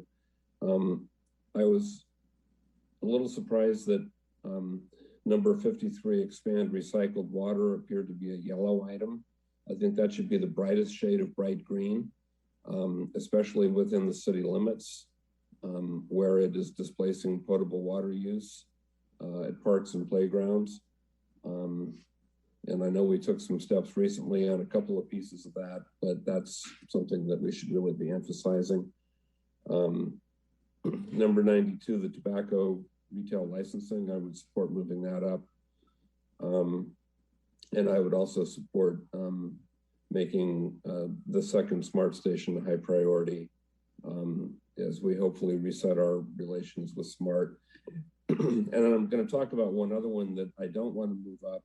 It's a red one, but I think there's an easy compromise that would make it so it wouldn't need to be moved up, and that's the request we've received on the historic railroad tracks in designating those as a historic landmark. I don't think it's necessary to designate them as a historic landmark, but what I think people are reacting to is that in a few places, the old First Street and Water Street railroad tracks have been paved over. And right in front of the drawbridge is one place, at Washington is another. That was done the previous city manager. It had no city council involvement. My educated guess that it was done because we were getting litigation over bicycle accidents. And we've had more than a few of those over the years, and railroad tracks are not friendly to bicycle riders. But what I would suggest is, rather than pursuing the historic or the designation, is we just provide council direction to staff that if there's any intention to either remove or pave over railroad tracks in the public right-of-way, that be brought to council before it be done. And that's what I would do. Thank you. Thank you. Okay, Vice Mayor. Thank you, Madam Mayor. A lot of good suggestions from everybody so far. I'm wondering, so I can say what my top 5 are. I also have a lot of questions and thoughts about horse trading and moving things up and down and whatnot. Should I ask my questions now and get those clarified, or should I just say what my 5 are?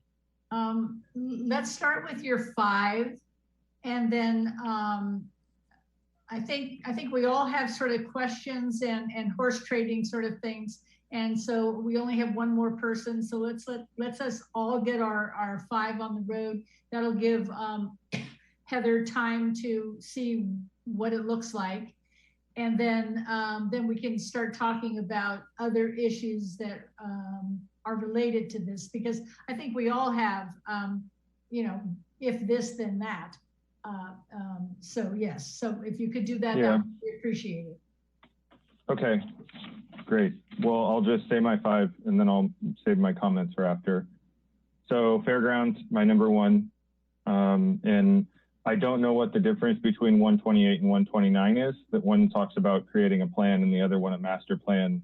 My sense is the master plan is much more thorough and whatnot, but for me, the fairgrounds needs to be top priority.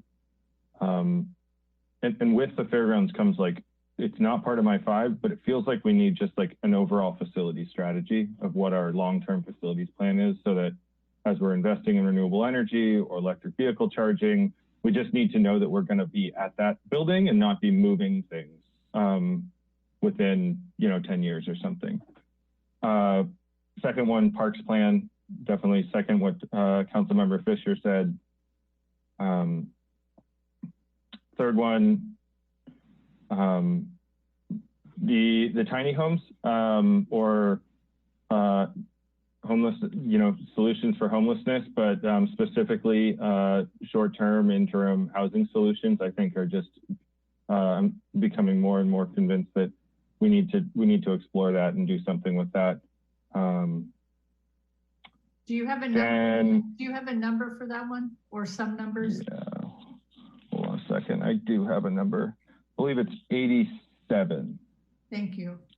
And to clarify on that one, I would say resident managed tiny house community would be my caveat on that.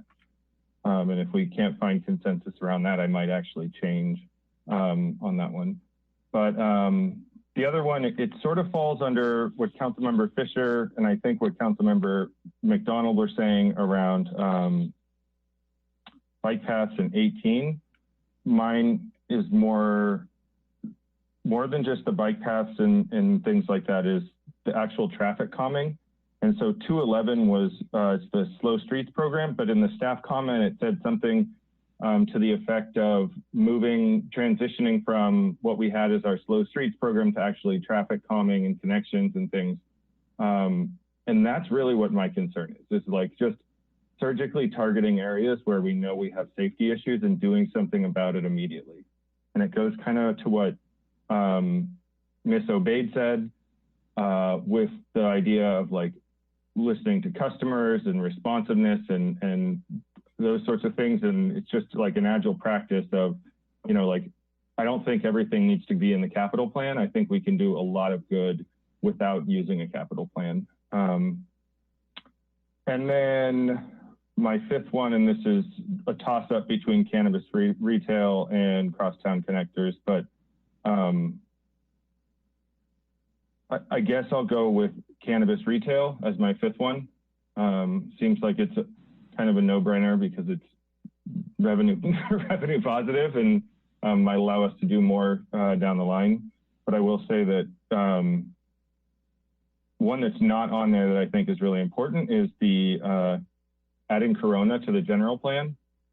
We've got, at the last crosstown connector workshop, it wasn't part of the conversation. I wasn't on the council, but it wasn't because it's not in the general plan. And we're not going to be eligible to get funding from any state agencies or otherwise until it is added to the general plan. And now we've got priorities to move forward with our second smart station. We've made that area a priority development area. And we've got a ghost bike on the chained up to the overpass. And if we're going to be putting a bunch more people there, expecting people to be using active transportation and whatnot, I think that it's prudent for us to include Corona in our conversation about crosstown connectors and what that would look like. So that's maybe not actually, I'll make that top 5 over cannabis. Okay.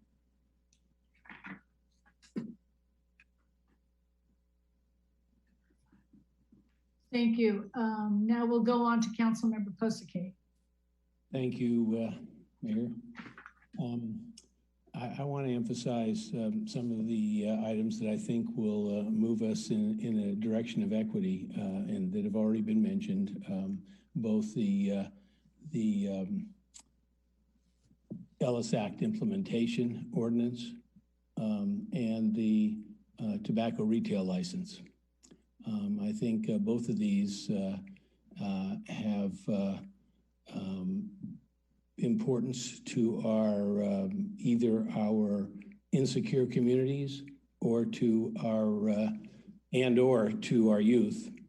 And I think it's important that we try to stem this tide of tobacco related health issues and insecure housing. Beyond that, so that's number 92 for the tobacco retail license. And I exchanged an email with Brian Conquerin about element 86. I was asking about the Ellis Act implementation ordinance, and that I couldn't find that on there, and I was puzzled. And Brian suggested that some of the staff had thought that was included under item 86. So I'll give that right now, that I'd like to see that specified in number 86, or to be placed separately on its own. Let's see. Also, I think a big issue in our search for moving towards equity is the smart station and the Danco project. I'm also very excited about getting that done. That is number 22, and I think that is in the fiscal year 23 green section, but and I know that it may likely require that much time, but I do think that is also important. Beyond these, I would I think, you know, we have so many items related to the parks that I am in agreement that we ought to look at some planning of the parks, both in relation to how we emit greenhouse gases from our activities there, as well as exactly what we want to see happen in the future with the parks. I think that some of this is in our old general plan, but I think we can look at this further. And I have a really tough time getting to a fifth project, but so many of these things are important. I think I'll place another vote for looking at cannabis retail and moving that up on the green list, because it will provide additional income for the city, and also well, mostly for that reason. So those are my 5. I have some questions as well, as Brian mentioned, which I'll bring up at some later appropriate time.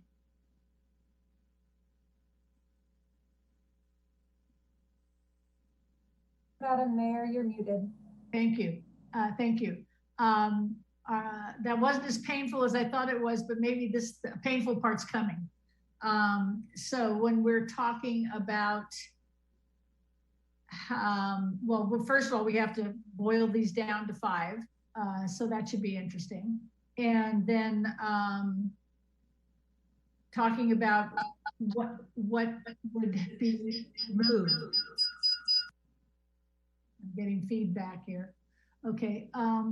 So with that, there were people who had questions, and Brian has raised his hand first, followed by Councilmember Fishers, and then King. So why don't we go ahead and maybe, I don't know if you have like 47 questions or if you have 5, but you know, maybe you want to, if you have 47, you might want to just bunch it, you know, some that are all the same or in the same theme before you do all of them. Okay. I don't have 47, but I do have more than 5. So my first question on item 14, what does keeping the Rainier planning and environmental work fresh mean in the staff comment? I'm going to ask, go ahead. I was gonna say I could start that.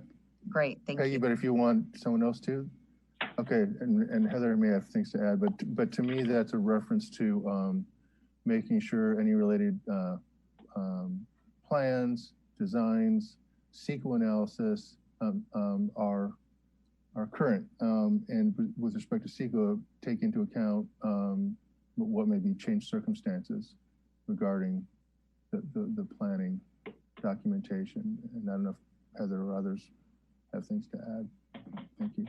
I do not believe I was the staff that put that on there, so I'm not exactly sure what the thought was, but I was going to pretty much echo with what Eric said in terms of keeping the environmental fresh. I mean, it's been some time since we adopted the EIR, certified the EIR for the crosstown connector there, and that was done to allow the undercarriage to be created as part of the Caltrans widening project. So anything with that EIR, I would anticipate there needs to be some updated studies and updated review, and some sort of amendment, addendum, update to that before anything could move forward. Great. And just to clarify, would that be subject to our VMT policy? Oh, I wish Olivia was right here, but it depends on how much it gets reopened, right? There's certain modifications that can happen to an EIR that doesn't require a full new NOP, notice of preparation, and opening it completely up. It's identifying anything that's changed, but I would think that that should be looked at. Okay. I propose, I'm going to keep going with my questions, but just to get the things out so we can move through, is I propose a straw poll to see if the council supports opening up the Rainier EIR, looking at the VMT. On number 189, it talks about the temporary emergency moratorium on all riparian vernal pool wetland floodplain development. And I was just wondering, is there anything we can do now, sort of like what we did with the temporary gas station moratorium, to sort of halt the, continued development, looking at sea level, until we have a general plan that recognizes the threat of sea level rise and more uncertain weather patterns? Do we have anything that we can do? Is that coming at me probably too, isn't it? I believe that so when that item was being discussed as part of the recommended actions from the Climate Action Commission, I believe everyone on the council received a copy of the letter we got from the state.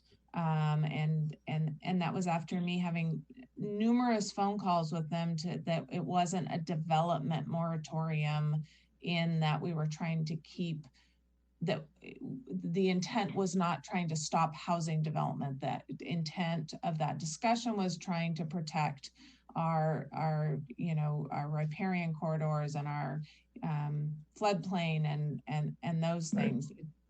It didn't go great, those conversations, and we still got the letter we did from the state.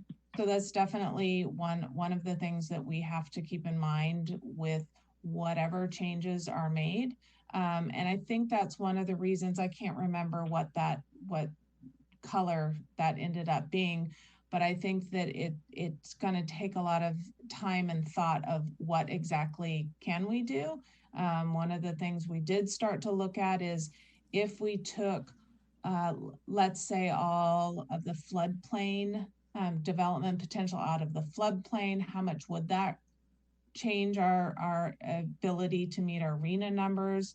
Are there ways, we could look at ways to take the development potential out of the floodplain and allow it at a higher intensity, kind of transfer those development rights to properties that maybe have some floodplain and some not. But one of the discussions that came up as part of that discussion was concern that we weren't defining floodplain correctly too. We used the 100-year floodplain, we used the FEMA maps, and there was a lot of concern with some of those projects that we weren't looking at floodplain right. So it's one of those issues that I can't quite answer, because we've really, it's gonna take some. Heather? Okay. Could I add a little bit? Yes, please. Thanks. So I think the short answer, and I'm usually not the team member that gives the short answer, is we're not aware of anything we can, right now, we're not aware of anything we can do in the short term beyond continuing to work on the general plan, on the climate action plan as part of the general plan. Heather's mentioned a few of the very significant complications that are involved in looking at that. There are others, there are legal ones, there are other planning ones. If the council were to have this as a priority to direct staff, hey, do this analysis and see if there is anything in the short term, then, you know, we certainly would do it. But the short answer. I don't think that's necessary. I don't think that's necessary unless someone else wants to make it that. It was just a question I had. Thank you. Great, thanks. So my next one is number 66, and it talked about sustainability tools, and I'm just wondering what the tools are what are the things that we're putting resource into on that one?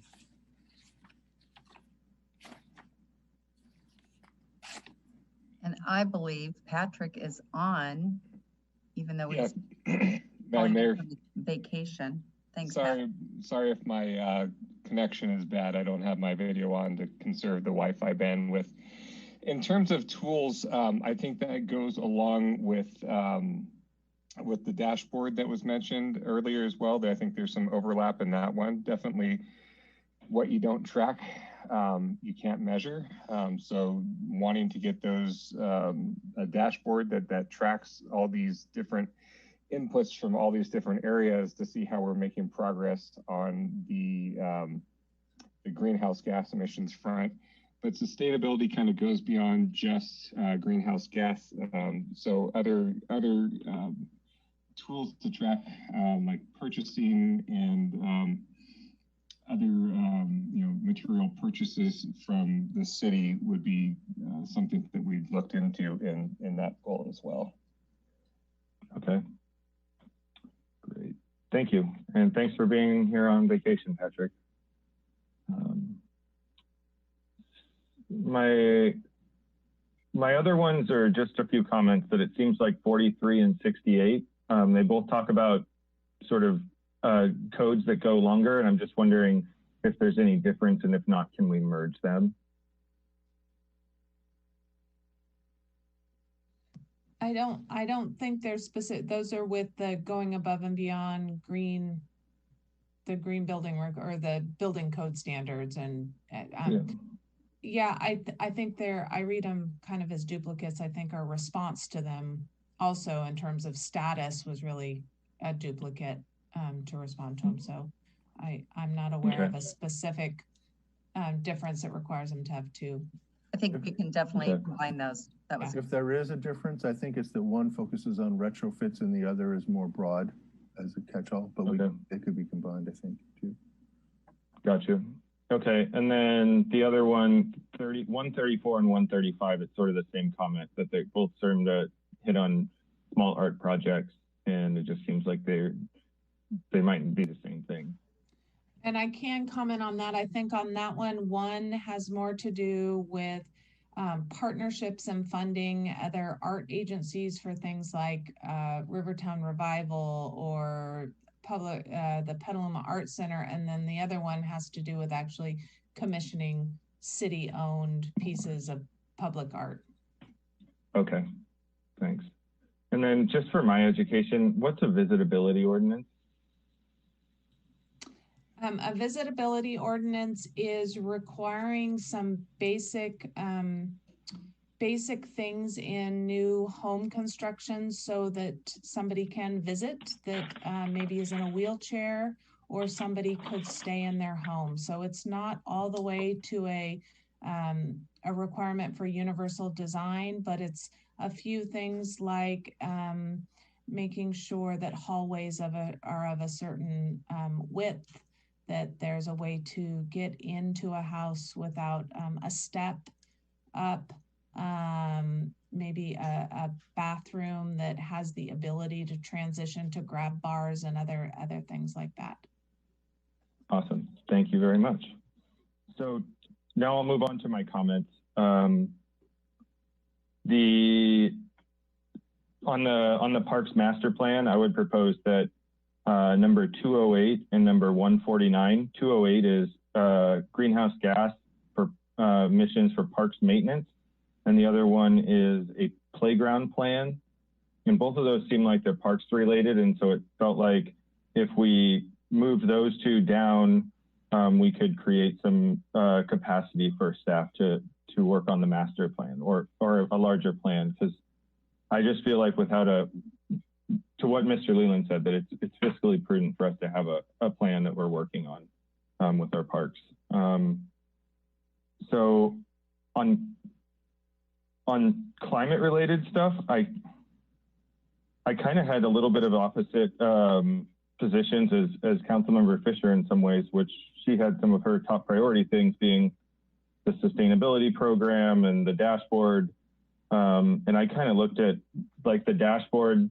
Actually, there's a lot of like third parties that are providing climate dashboards out there. And when we did the climate framework, I think there was like 4 or 5 people from the climate ad hocs that actually evaluated like 4 different climate dashboard tools for reporting. And they did like a full analysis. And one of the providers of that is actually on our general plan team. It's Rinkin, and they have a product that they have that's called CapDash. So before we go creating a big climate dashboard, I would just encourage us to tap the climate ad hoc and pull what they had. You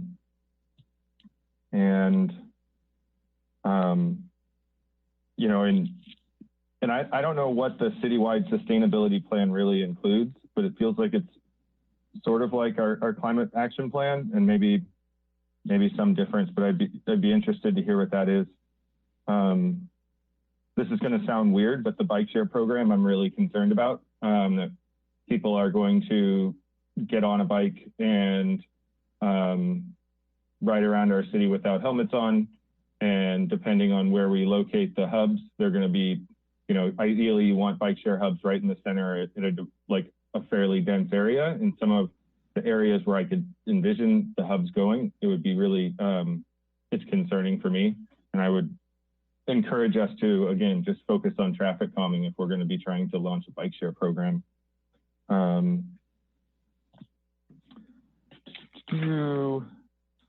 So we talked about retail cannabis.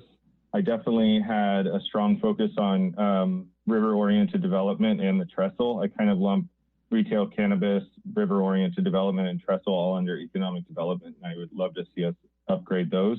Although with economic development as the department, I could not find things that I wanted to downgrade. So I recognize I don't have great solutions there. And then I mentioned city facilities.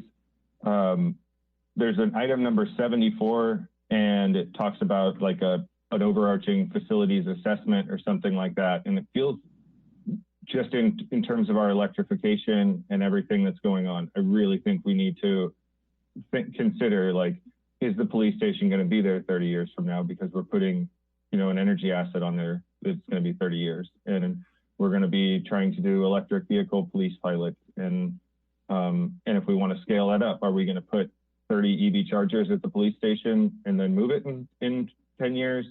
I think that it's important for us to have a facility strategy before we go like whole hog on our electrification strategy. So I mentioned adding Corona into the general plan. Definitely supportive of the eviction protections, Ellis Act and otherwise. And I don't know what the SSU fellowship is, but that one to me seemed like it, if there was things that we could downgrade, that would be one thing that I would open up for that. And then 191 energy efficiency outreach, just seems like there's a lot of that happening with Sonoma Clean Power. With PG&E, there's new programs rolling out every day for energy. And I don't know that it's necessarily our role to be doing energy efficiency outreach, or it's the best use of our funds. It's certainly our role and we can do it, but and then 206 is another one that I thought we could downgrade, neighborhood level climate impacts. Feels like either our climate action planning process should do this, or the outcomes of our climate action plan would help us not have, we might be duplicating work with what's being done in the climate action plan if we were to do a neighborhood GHG analysis this year. So those were my comments, I guess. Good, thank you very much. One final comment, actually, Mayor, too. One final, sorry, I had it. So really love the Councilmember McDonald's comments about paving. I don't know that the paving index and our ranks should be our focus. Personally, I think we need to focus on safety and connectivity. Those are, I know they're a little harder to manage, but I think if we're going to be, setting our sights on something and creating metrics and goals, like let's focus on what they are. And for me, transportation isn't about the number of miles of roads we pave or the index even, but it's can people get from point A to point B safely using multiple different modes. And so there's not great metrics for that, admittedly, but for me, one of my concerns here as a council person is that we're still focused on how many roads. And I know every road we're trying to make safer, but I'm less concerned about the miles of roads that we pave and more concerned about not having any fatalities or accidents. And so like the Vision Zero thing is really like hits me home, and that was put down at red level, right? And that basically the whole premise of Vision Zero is that there's no economic value on a human life. And that's why Vision Zero exists. And so for me, as we do our paving, I would encourage us to have metrics that really, really matter, and that's human life and accessibility.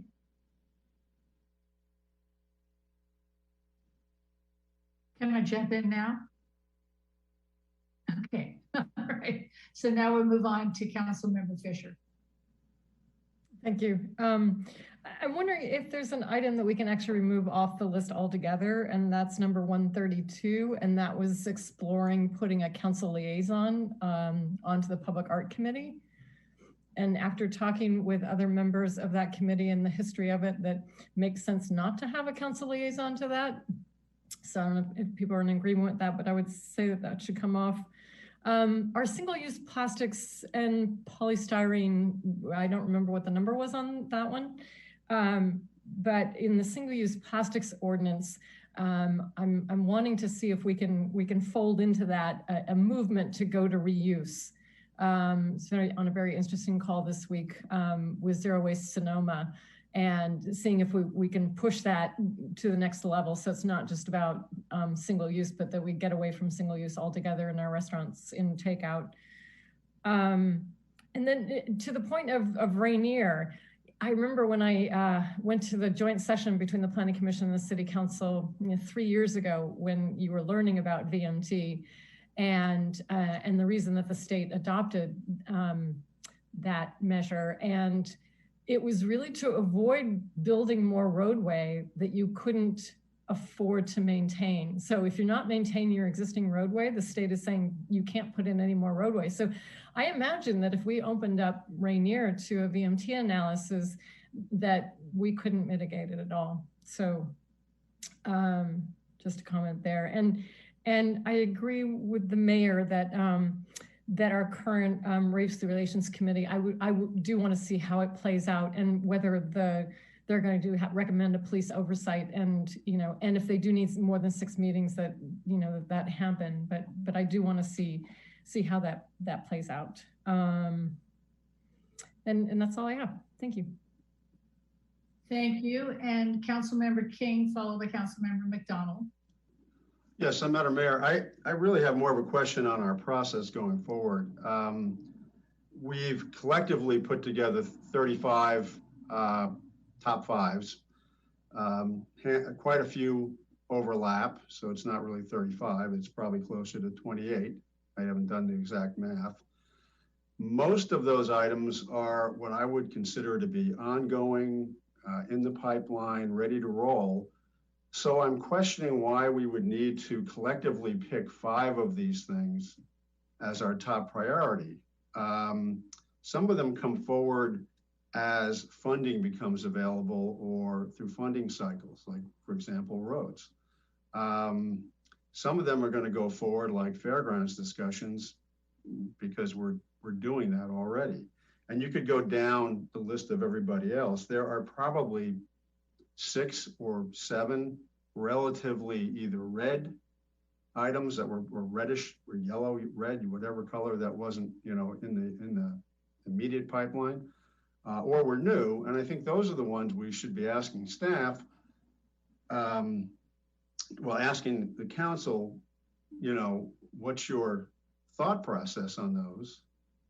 And then secondarily, if you know if it's a go, what impact does that really have on the staff in getting some of these other priorities done, many of which weren't mentioned by anybody, and which we all, I'm sure, have stood up and supported somewhere, including at these meetings. So maybe this is for the city manager to respond to, but I want to get a sense of our need to keep whittling down these main priorities to 5. Well, if I could jump in before the city manager, just in terms of the process for the council, what I would like to see is what was suggested by the assistant city manager is some straw votes. And yeah, I think in an ideal world, we would get down to 5, but probably we won't.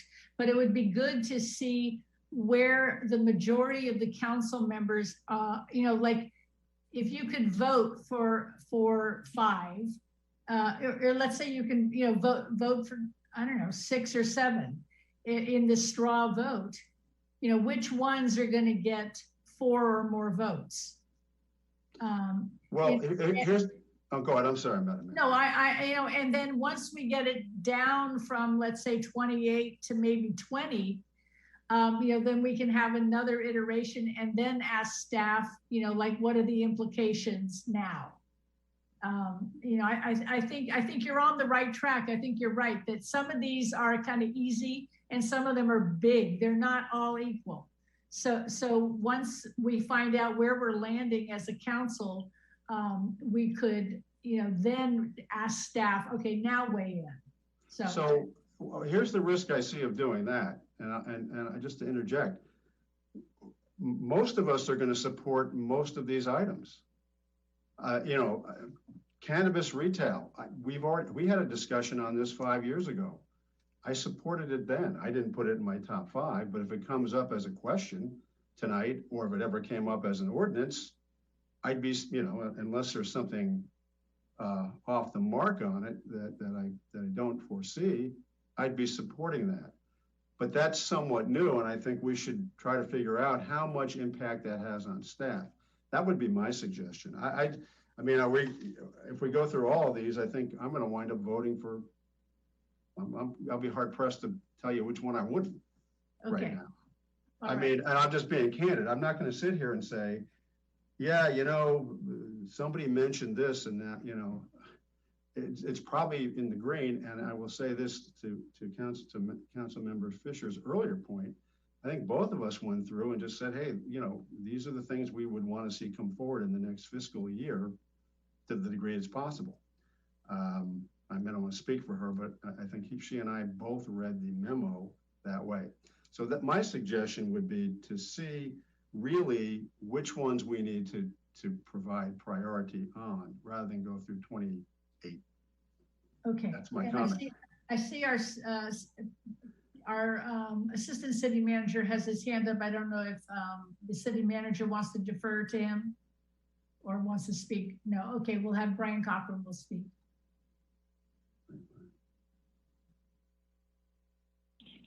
Thank you, Madam Mayor. Can you hear me okay? We can. Oh, great. Okay, I apologize. My internet seems to have died, so I am now on a phone line. So hopefully you'll be able to hear me. So I think what we're looking for is this next stage will be a little bit of a workload discussion after we get through some of the straw polling, because I think what you'll end up finding, sort of addressing Councilmember King's question, is the more yellow and red items we want to add to the green lists, the more things we're going to end up needing to take off of the green list to make this work from a staff workload and resource capacity perspective. So, but one of the observations I would make, and kind of working from those 28 that were mentioned as sort of the overlapping items, there are a good number of those, and I don't have the exact count, and I know Heather may be working on it, but many of those are already in the green lists. And so those would not need, under the process that we're sort of envisioning tonight, those would not need to get a straw poll and to get reprioritized. Those are already in our work plan. And so we are expecting to go ahead and move forward with those. So it would only be the items that were mentioned as one of those 35 items from the council members and that are on the yellow or red lists, or I should also add that are new items that have been on none of the lists yet. And so it's only those items where we would need the straw poll, and depending on how many of those get added or get requested to be added by a majority of council, we would then need to have some staff analysis and comments tonight, or we have to come back when we bring the draft plan forward to see, okay, how big of a lift are each of these yellow and red items that you'd like to add, and how many things need to get removed. And so that last piece, what needs to get removed, that's the additional conversation that we would like to have with you tonight in terms of recommendations. If we are going to move some of the yellows and reds up, and it sounds like we likely may, what are those things in the green sections that can be deprioritized or pushed out to, say, years 3 and 4 in the work plan? Thank you very much. And go back to Councilmember King. Yeah, that's exactly what I was asking for. So okay. Suggesting, I not, you know, and so that was my only question and comment remove the removal request from Councilmember Fisher. As the person who brought this forward, and I'll tell you how it came out. Former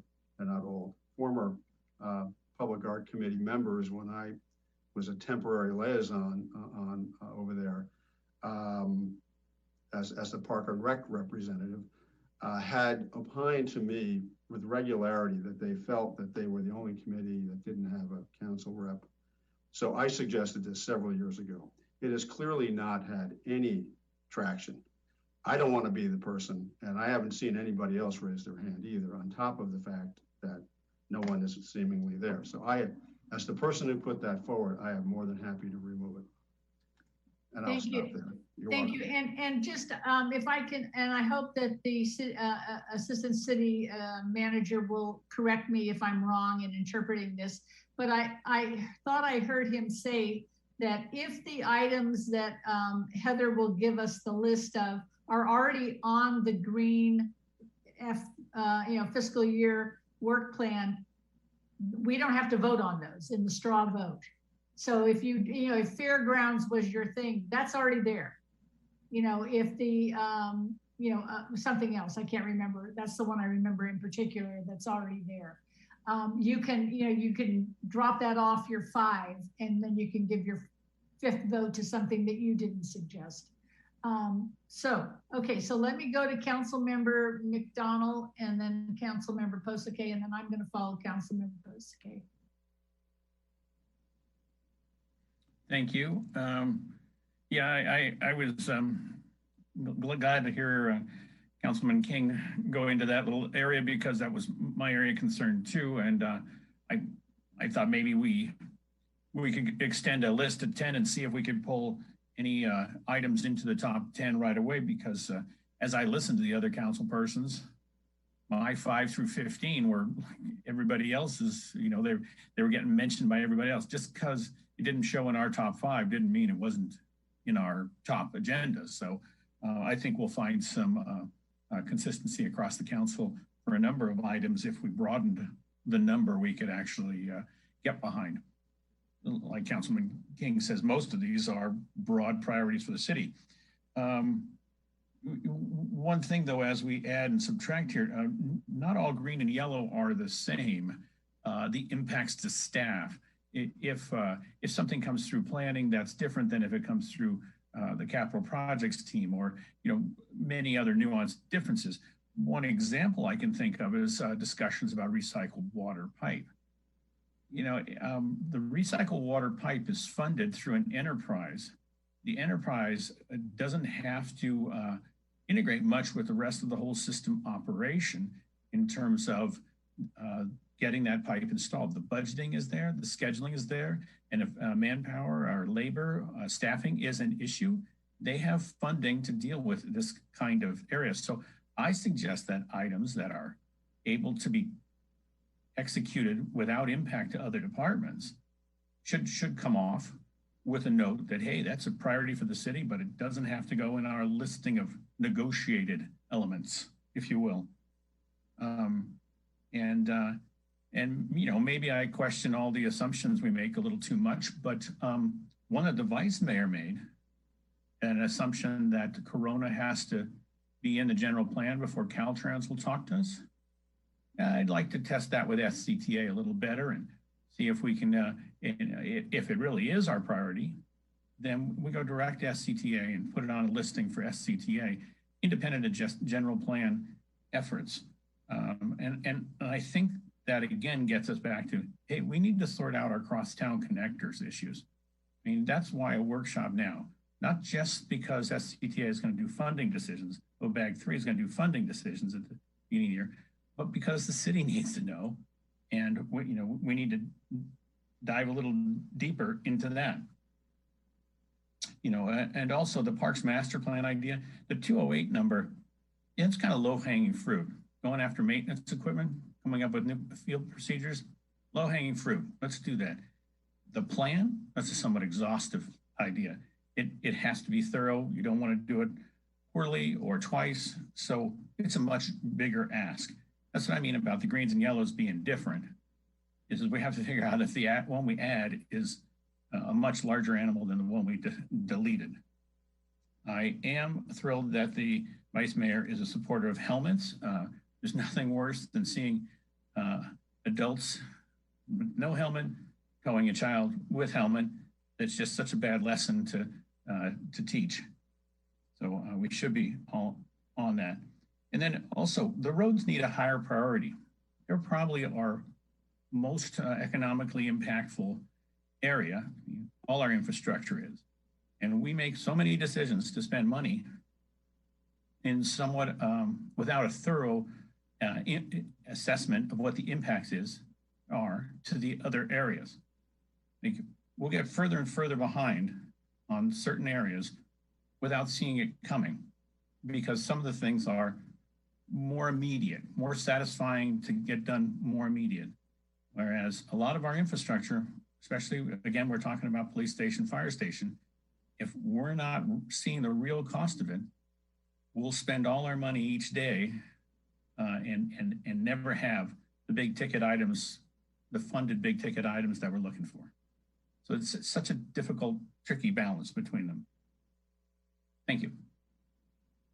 Thank you. And Councilmember Kosake. Thanks. My first question was that I think we've all agreed that several of the items on the fiscal year 21-22 list have already been done. And I was wondering if the staff sees that that allows us to bring some items over to that list without deleting items, when those items are done. Is there, and I'm not saying that should be a slam dunk. I'm just asking. I would just say, Councilmember Posake, that indeed there are some items that have been done or at least partially done, and that does free up, some staff time. But again, it's not one for one, right? We would have to look like, fairgrounds and cannabis are a good example. We're going to be tapping the same staff. We're going to be tapping legal. We're going to be tapping economic development. So we have to think about the timing. So it has to be orchestrated a little bit, but definitely we could free up a little bit of time. Okay, and I had a couple other questions about items that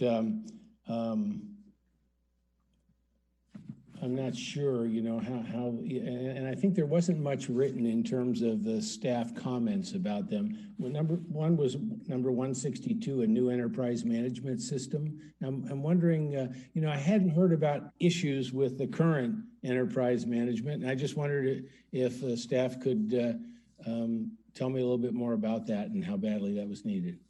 Well, it's going to be obsolete here in a very short period of time, and that is our finance, HR, building. It's a system that it's citywide. So, and I think Corey's not here, but Brian is and can probably speak to it a little bit more, but it's going to be obsolete. So it's something we definitely have to upgrade. So okay. And a similar question about the purchasing ordinance, about a new purchasing ordinance, number 233. Yeah, Eric, you may want to jump in here. This is a pretty old one that's pretty not only archaic, but limits I mean, I have to sign, between Eric and I, the city attorney and the city manager have to sign every document, every contract, every purchase order. And if we rewrote that, the department heads would get a, signing authority. And so it's just upgrading that. Okay, I understand. Thanks. Yes, but Peggy's right about that. There are others, there are things that we probably don't need to see. There's clear delegations that should be provided while providing for adequate council oversight. There's modernizations to deal with emergency purchases. And there's some other things. There's an existing draft even to proceed with that when we get a moment, but there's some updates that probably need since it's a few years old at this point. But that would really, we could have a whole discussion about the benefits that would provide in terms of staff effectiveness and efficiency, as well as increased control and transparency for the transactions. Okay, thank you. And did you have other issues? Is that it? That's it? Okay. All right, so I'll jump in at this point. Item number 191 on fiscal year 21-22 is outreach and ed plan regarding energy efficiency. And I think Council Vice Mayor Barnacle mentioned some of the things that are on the fiscal year work plan that looked duplicative and that actually may already be existing outside the city. And I'm in looking at this one, I'm wondering whether or not staff has hooked in with Bayren and Sonoma Clean Power and the Bay Area Regional Coalition and the Carbon Building, the Clean Building Compass. Those are clearinghouses of information that get the where and the why and the how to not only cities, but to contractors, to all kinds of people in a way that I don't want to see our city actually redoing that work. So I really think it's really important to make sure that we're reaching out and seeing what already exists that we can just hook into and use for our city. This is the same thing that I want to see our legal department doing, because as the city manager just mentioned, the cannabis ordinance would be using legal, as would the fairgrounds. Well, they don't need to be using too much of legal if we use the templates that have been provided. There should be very minimal legal overlook. And that is, that and the tobacco retail is the same thing. The Ellis Act update or the just cause eviction, all those have in place templates that I think other cities and jurisdictions have adopted them, and it should be minimal work on our part.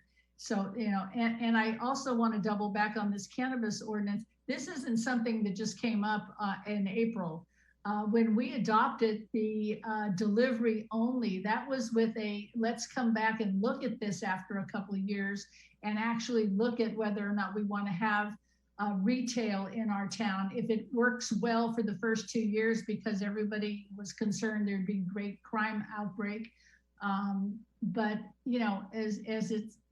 this is something that is the adopted law of our state.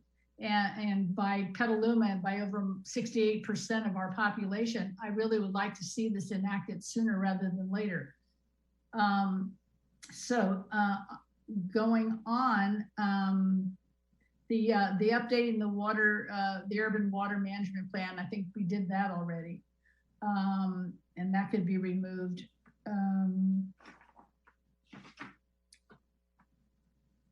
The Cedar Grove, item 214, and I'm not sure if this is on our, oh, no, that's, never mind. That's not on our this year program. Yeah, I would also like to recommend for removal from this year's work plan, item 73.1 and 73.2.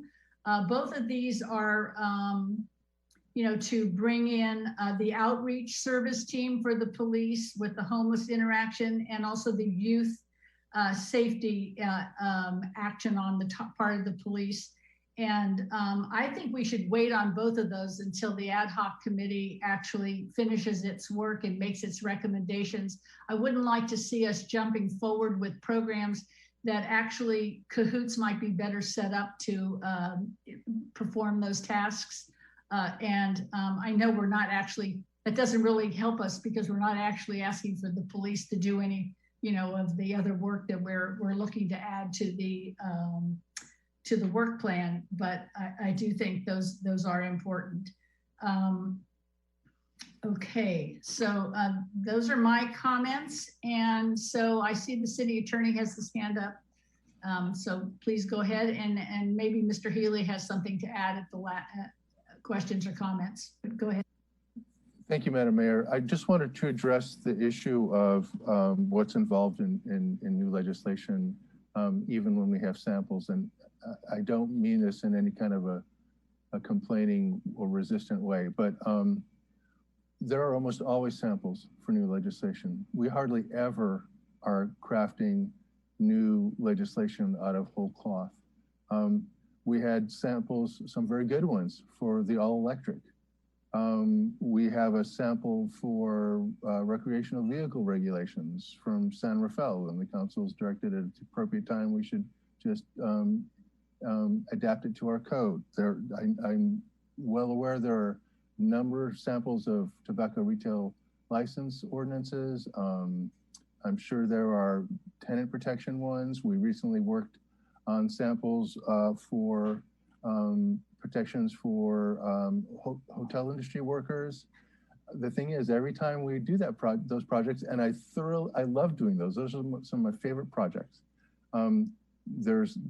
We are always checking for preemption. We're checking for our authority, and it's a little involved. And you might be surprised to hear how many times we see things in some of the samples that we wouldn't feel comfortable recommending to our council. So love doing those projects. I can see and appreciate and even am proud of the ones that we've done in terms of their impact on the community. But there's an effort there. And last thing I'll say about that is one of the things that I am proudest about of being a member of the Petaluma team for as long as I've been is the direction that the councils, this and prior councils, have historically given about always tailoring our legislative work to this community. And I think that's where a lot of our leadership has come from. I think that's where the leadership on the all electric work we did came from, and all the stakeholder input that the council expect us to garner and reflect in that work. So anyway, we'll be glad to follow the council's prioritization of those legislative projects, but there's some involvement with each of them, and the ones that are in the yellow and red categories, there's some particular challenges with those. So anyway, thank you, Madam Mayor, for the opportunity to address that. Thank you. Okay, so Councilmember Healy, no? Yeah, no, I will briefly. Okay. I'm mostly, thank you. So I'm mostly curious how staff wants to bring this conversation to closure, and how far we can get with it tonight and how much of it has to come back. Because what I'm hearing is there have been some things that have been suggested for downgrading from green, but I don't think we have estimates of how much bandwidth those things would free up if they're supported, or conversely, how much bandwidth the things we want to add will take up. So I think we've narrowed it quite a bit, but I'm not sure that we can come to closure without that kind of data. Okay, well, at this point, we're supposedly to go to the straw votes. So that might help, frame that question or bring it in a little closer, because it's not very distant. It's somewhat akin to Councilmember King's question. So I think at this point, I'd like to invite Heather Hines back up so she can now share her screen and tell us where we are, and then we'll look at the next steps of doing the straw vote. Okay, so let's see. Does everyone see that? Yeah. Okay, yes. So what I did was I just tried to record what each of you said. If you gave me an item number and a color, I put them in there. And if you didn't, I've been trying to catch up quickly and find the number. You're right, there's a lot of duplication and there's very few that are actually not on the list at all so far.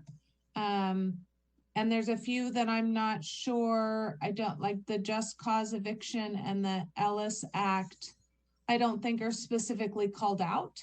We have some other items that maybe are general enough and they could go under those. So I'm not sure if we want to assign them to a work item or it would be creating one. Does that make sense? Well, I don't think any of us knew a work item associated with either the Ellis Act or the Just Cause Eviction. But, you know, I did hear Councilmember Posake and Councilmember Healy mention the Ellis Act, and I would be certainly willing to put my Just Cause Eviction priority in as an Ellis Act, because I want to see something adopted. And the more similarity we can have, the sooner we can get that done, the better I am at that. Because we can always come back to this issue. Correct. And Heather, this is Brian, just one comment on that. So the advice I had mentioned to Councilmember Posake earlier on today was that staff sort of viewed that in item number 86, which is this kind of catch-all thing that says something like promote opportunities for affordable housing, affordable rental and ownership housing. And since that is on the ongoing list, I think this Ellis Act question should probably garner its own item, because the ongoing section, you know, is again, just kind of everyday type things that we're integrating into our work. Right, and I wasn't sure if it fit under 86 because 86 is specific about missing middle. And so I just didn't know if these eviction acts were specific to missing middle or they expanded beyond that. And so it really wasn't. So I agree with you, Brian. So those are kind of the eviction acts, I think, are new items, which would, and then some of the other ones that we had input on are yellow, like cannabis, the tobacco vaping, trestle. And so you have multiple, but they're yellow items. So I think one of the things we'd be looking to do is exploring those go up to green. Crosstown connectors was also a yellow one. So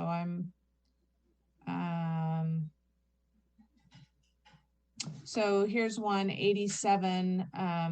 This one is the best place I could find for it to go under in terms of the funding and submitting a project for funding by year 2022. 87 talks kind of generally about our homeless response, but it's an ongoing item. So whether that one also should be a separate item or not. A lot of these were already green. So I think there's a couple of them that we're looking for straw polls in terms of, do we add this as a new item? A lot of these are already on green, and I don't think there's a lot that needs to happen. The fire maintenance easement was another new one that was brought up at Country Club Estates. And then we have a number of them that were brought up as priorities that are yellow. Tiny homes, is that also the best under 87? Heather, can I jump in? I'm wondering yes, if please. we could take a break and have staff kind of caucus and figure out how to do it. The best way to do this rather than taking up this time to do that. And we'll come back and sure. we'll give you something to do a straw poll on. Okay, so maybe before we take a break, I can ask if anybody on the council has any questions about this list. Is 221, is that the bottom, is that the last one on that list? Yes. Yep.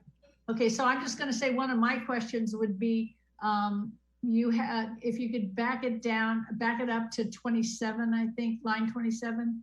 No, it's, keep going. Yeah, yellow, green, 23. Line 23 is number 27. Yellow, green, yellow. How are you? I think whoever said that one said green, yellow, because I believe it falls under that kind of reference to transit is in a couple of the work. It was Councilmember King. Yeah, it was Councilmember King. Okay, so he has his hand up. So do you have a question about this list? I do have a comment, and I can answer that. I mean, most of what was involved with transit was in the green. Mm-hmm. For some reason, expanding or reconfiguring service in primary corridors, which had been discussed at the Transit Advisory Committee, was in the yellow. So I'm not quite sure whether we need to vote on that, because that's probably coming back as a recommendation of the council at some point. But my comment was, it seems like we should be deleting the green ones from this list totally, so we know what we're voting on. Yes. And we're very clear on what we're voting on, as opposed to. And I think that's where council, that's where staff wants to go. Yep. So I'm wondering, it's 20-9 right now, and I don't know how long you would like to take a break for, Peggy. I'm thinking 15 minutes. Okay, so if we get back here at 4 minutes to 9. So we'll take a 15-minute break and we'll all be back at, what is that, 8:56. Okay, thank you. Thank you. Staff, look for a link.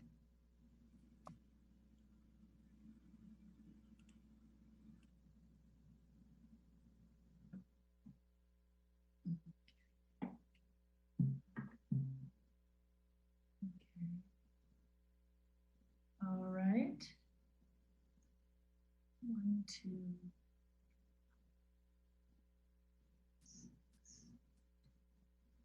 Just waiting for Heather. She's on. Heather's on. I'm here. Great. Want me to share? Yes, would you please?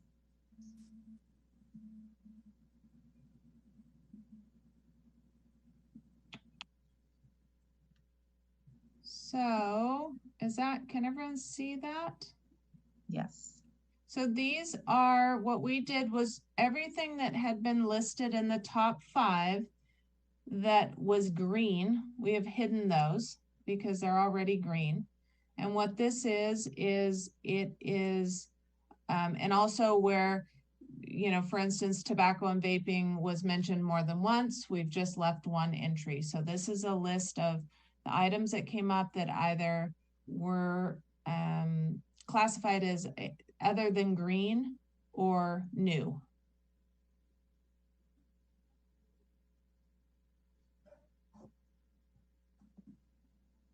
And I would just add the red was recommended for removal. Heather, that might be a note that we want to make on that.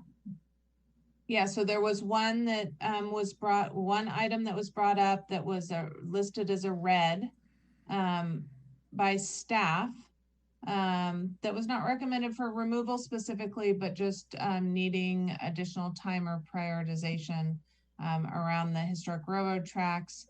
And there was a priority mentioned by a council member to look at it slightly differently than correct what's in the work plan item currently. Yeah.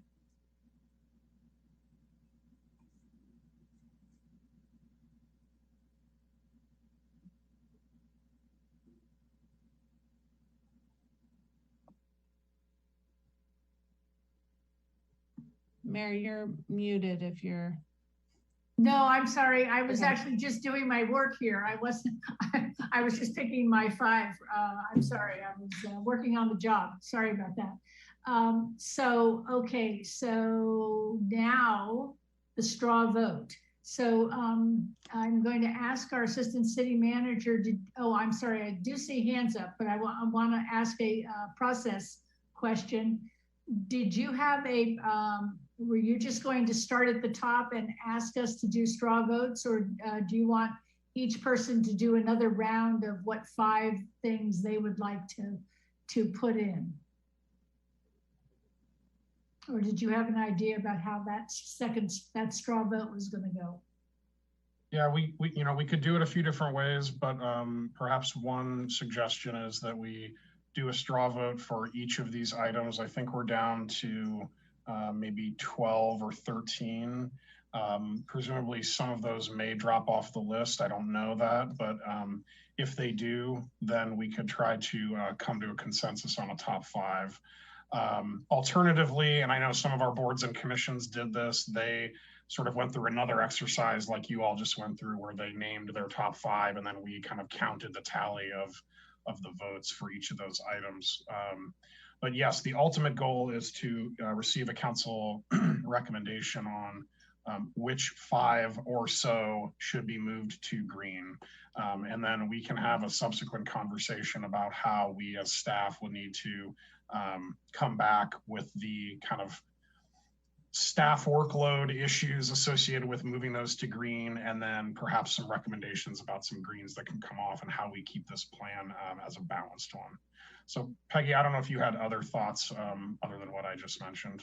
I just wanted to do some clarification before any straw votes take place. And I was hoping that our transit manager would talk about the question that Councilmember King brought up about transit being in yellow, about expanding or reconfiguring service in primary corridors. If you could talk about that. Thank you. Yeah, absolutely. Good evening, everyone. Jared Hall, Transit Manager. So the reason that item is yellow, not green, it's really twofold. It's we need the resources in the form of additional staffing, which we're currently working on right now, and we need the funding to roll out the additional service itself. In this case, this being transit service too, it's something where you want to have it going funded on an ongoing basis. It's not just a one-time expenditure. So I think that's something where we have the list ready to go of corridors we want to target. We know what those priority areas are, but that's the reason why you see that item being yellow and not green currently. Thank you for that. I'm going to call on Councilmember King because that was your item. Yes, thanks, Jared. Thanks for the clarification. I appreciate that. Do we have a sense of the timing on that, fiscal 21-22, or is that something that would be worked on a little bit this year in the transit division and see where we are later in the fiscal year or the beginning of next? Yeah, I think it's something where we'll look closer to that through the end of, say, December to really hone in, laser in on what specific services, what corridors. So if we have a finite amount of resources, for example, to put towards that area, we're all in agreement on what corridor or corridors are the ones that we really want to target with it. And then probably the following 2 quarters after that, the first half of 2022, we can actually implement that service. It's a timeline I have in mind. Okay. Okay. And did you have any other comments or questions, council member?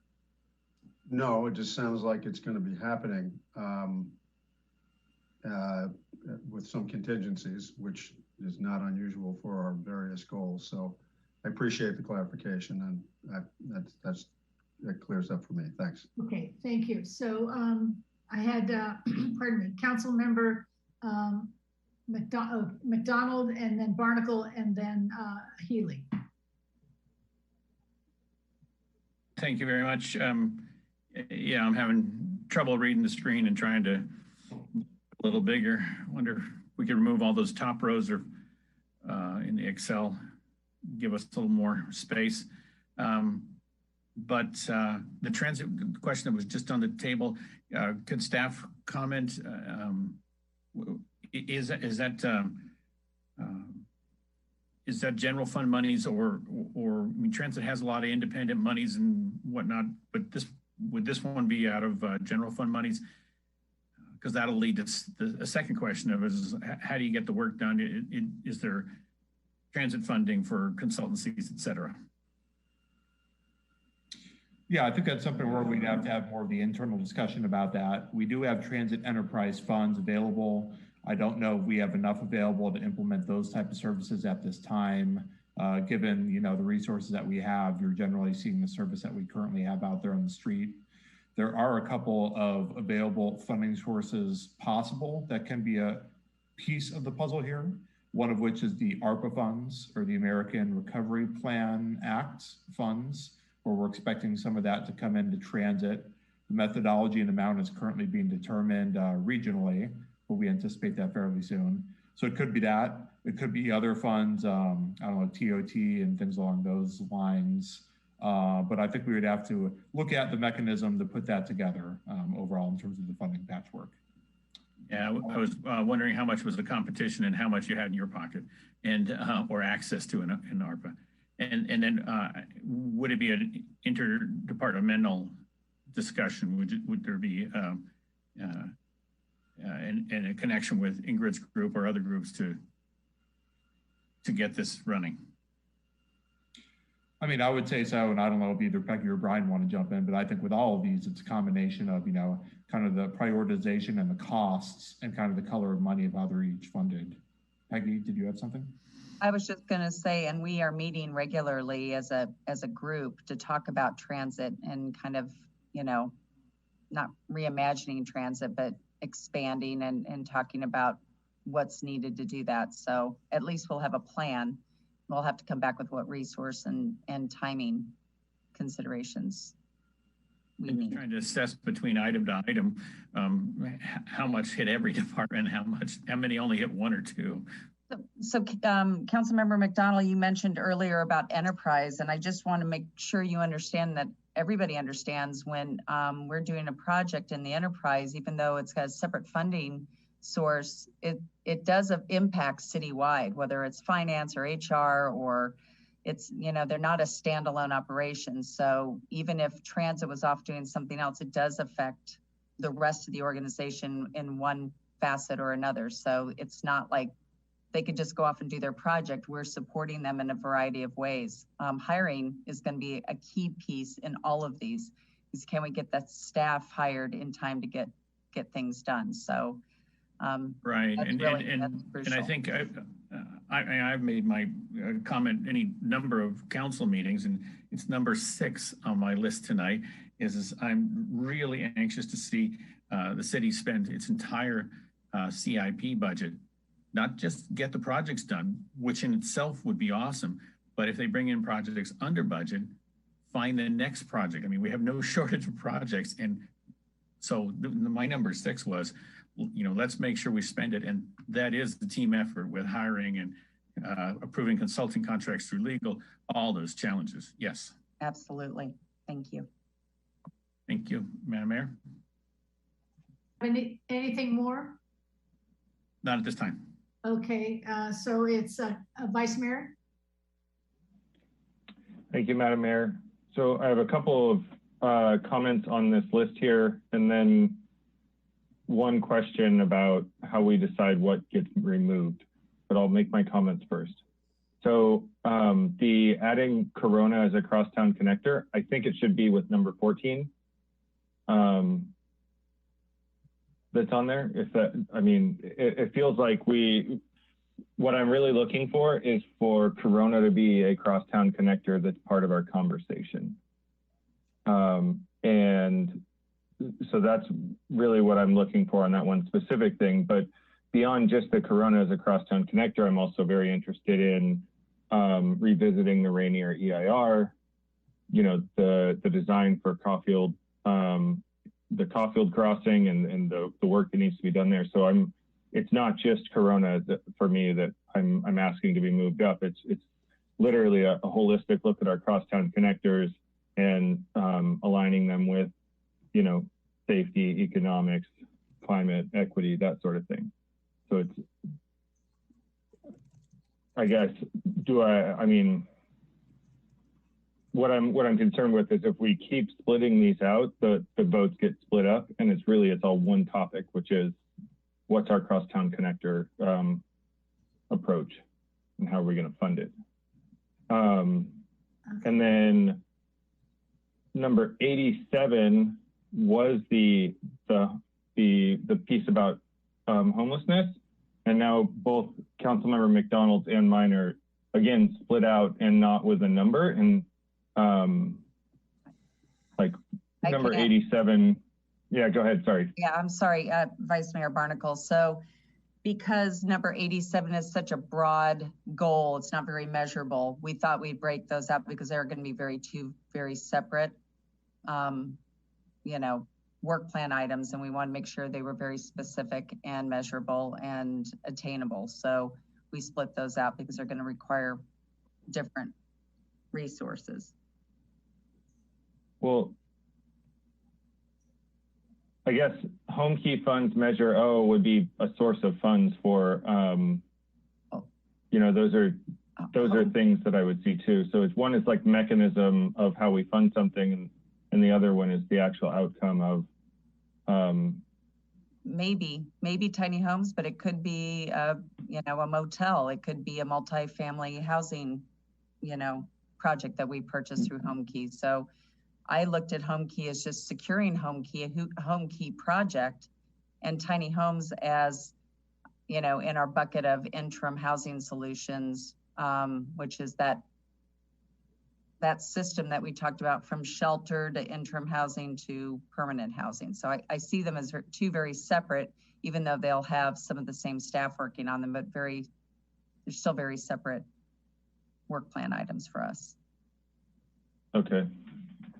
So we can combine them. It's just, it's going to require, we'll just say that, you know, it's just a lot more complex that way. I would propose that we combine them and then determine what the projects are that we're going to go after the funds for, or how, you know, what, because ultimately if we're going after Home Key funds or Measure O funds, it's going to be for a project, and the project is what we should be focused on. Well, we are going out for Measure O funds, but for a variety of things, for our SAFE team, for, you know, whatever the county will, you know, collaborate with us on. Home Key is a very specific project, and it requires very specific staffing, and the interim housing requires a very different strategy. So I just want to make sure that we're clear on what the deliverables are here. Also, if I could add to, I mean, it's true that the funding part is a very important part of this conversation, and it's why some things are yellow and not green, for example, or partly why. But remember, this exercise is really focused on staff time and staff effort, and the planning of that. And so I worry about lumping things, because if we do that, it may make it harder for us to see an opportunity to bring something forward, at least in part. And it also makes it harder for us to track that effort part to make sure that we can actually deliver. So those are very important considerations, but. Okay, that sounds good. I'm fine with that. I guess while I've got the microphone, because I mean, it doesn't sound like we have much more time to advocate for our solutions or our priorities, I really want to make a plug for the Parks Plan. I'm on the Parks Commission, and we need it. It's really hard to know what the plan is. It's really hard to get a sense of where we're going. It's hard for the community to plug in, and just having a plan to replace playgrounds is, it's leaving out all the other things that need to be replaced. And we're not taking into account opportunity cost if we don't have a larger scale plan. Maybe not a master plan of everything, but we need to have something that's holistic, and, you know, we can do the small version of it, but we have to have some sort of a plan that we're working from, because what I've come to understand about the whole parks function is that it does, like, I can't understand, I don't know where the strategy is coming from, other than some list that was developed internal, and that's important, but it's also not necessarily informed by the public. And I really want to make a strong push for creating a parks plan, so please consider that, everyone. And Vice Mayor, I'm just going to jump in. You know, staff is very supportive of having a vision for our parks. I know that we probably couldn't get that done in the next fiscal year, but we definitely were considering it for our 2-year plan. So if that's something that council's interested in, we can accommodate it in a 2-year plan, just not in the next fiscal year. Okay, thank you both. And we'll go on to Councilmember Healy, and then Councilmember King has his hand up. It's again, right? Yeah, okay. Thank you. So just a couple things briefly. On line 29, item 143, consideration of historic railroad tracks before any work. That was the 6th of my 5 top priorities. I was not proposing that as something we add. I was just proposing that we add direction, have direction tonight and be done with it. That if staff wants to pave over or remove any of the historic railroad tracks in the public right-of-way, that they come to council before they do that to seek approval. So I don't, if that's agreeable with the council, I don't think that one really needs to be on there. And then I guess on the crosstown connector conversation, there's a bunch of different ideas swirling around there. I think in terms of funding, it's been pretty clear in the past, Caltrans SCETA regards Rainier and Caulfield as local projects. They're not going to fund those. We're on our own. But Corona may be a safety project on the state highway system. I believe the acronym for that funding source is SHOP. And I would certainly encourage staff to reach out to Suzanne and see if that's, if an upgraded modern Corona crossing with pedestrian and bicycle facilities would potentially qualify for SHOP funding. That's a conversation that's worth having. But other than that, I don't know why the crosstown connectors need to be attempted to be front-loaded in front of the general plan process. Those are my comments. Thank you. Okay, thank you, Councilmember King. Yeah, I was going to say, in light of Jared Hall, the transit manager's comments, that 23 yellow just be moved to green. It's either going to be something that happens if we have the funding and staffing, or it's going to be delayed. I don't know that we necessarily need to front load the priority on that based on that answer, which was an indication that we'd be looking at something in the second half of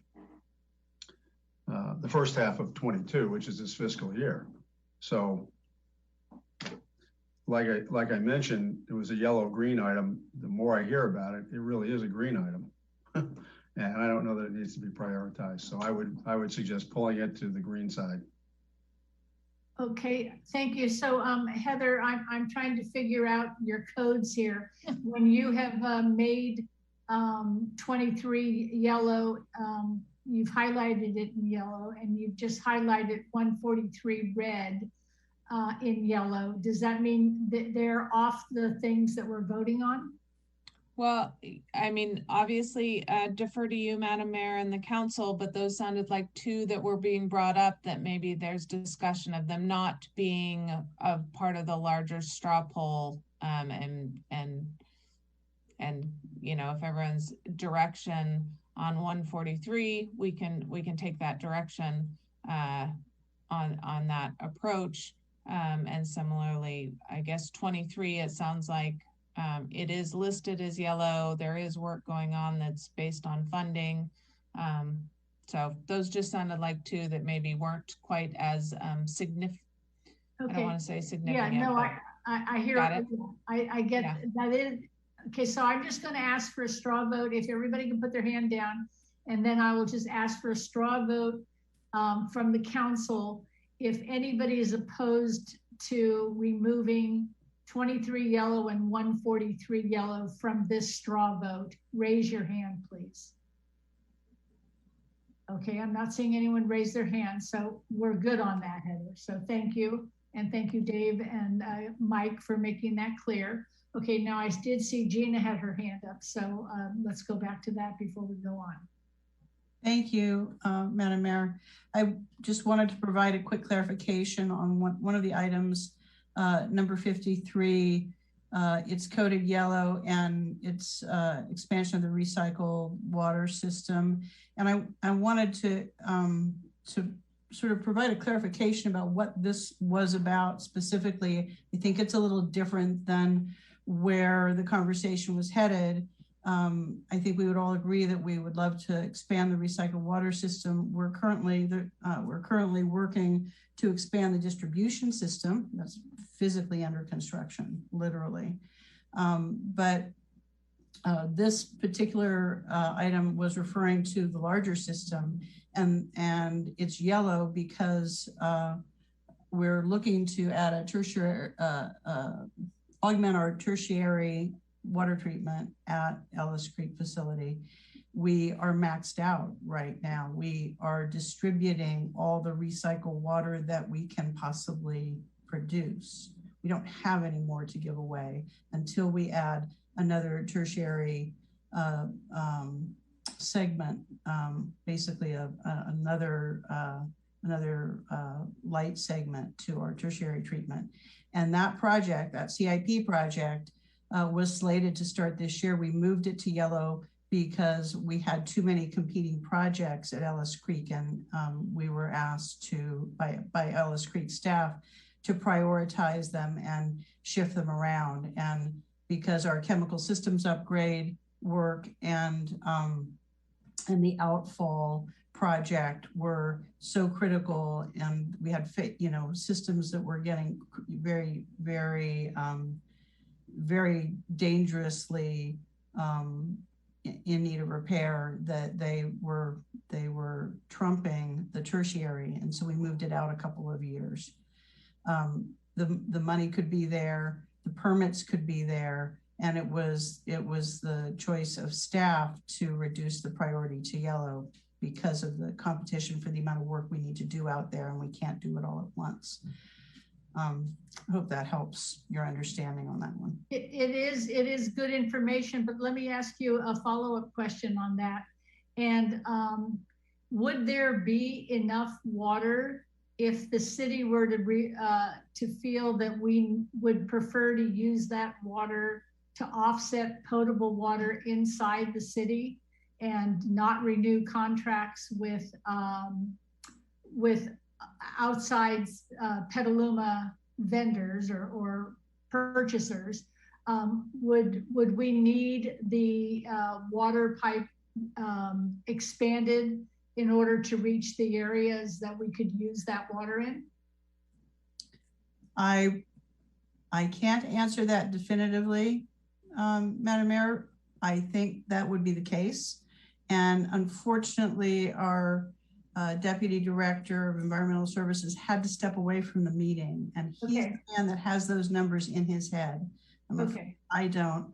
I know Kent Carruthers and Dan Herrera are both on the call, but I think both of these engineers are going to know our distribution and CIP and CEQA pieces to this puzzle more so than the question you're asking. And so I would want to get back to you on that after conferring with Jason Farnsworth. Okay, because that is a long-term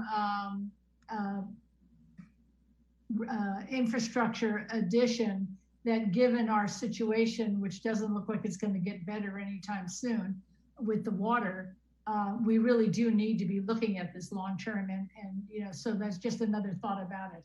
But thank you for what you do know, so that's good.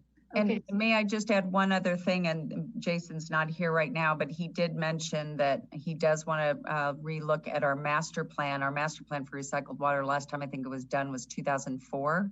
Obviously the world's changed a lot since 2004. So as we start to talk about how we want to use our recycled water and prioritize its use, that's going to be a key effort.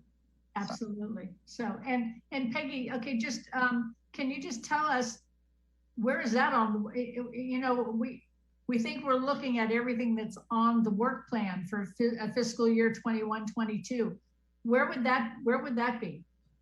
Well, I think we would look at that under that expand recycled water use. I'm not remembering what other items are under recycled water, but I mean, as we bring on new staff and new set of eyes, there'll be staff that'll want to, update policies and things. And I think what we would like to do is once we finalize this work plan, that we continue coming to council regularly with updates and requests if there's something that we feel rises to, the level of priority, that we would come to council and ask that you help us prioritize, because those things do come up, and process improvements and different way of doing business. So again, very dynamic work plan. Okay, thank you. And so Gina, did you have more to say? No. Oh, okay. So Councilmember McDonald. I just wanted to support the comments by staff there that about recycled water and whether there's in fact enough flow through the plant to expand much more without reducing the ag component. I mean, I think that's always the challenge for recycled water plants is the summertime flow is so low, especially in a drought, it's so low. But then also, the idea of expanding is not strictly pipes. There's needs to be a storage somewhere further up in the system. And I think a lot of these things are in the master plan, but as accurately stated, need to be revisited because we're so much more aggressive in this now. So we could be seeing water tanks as well as booster stations and other things involved.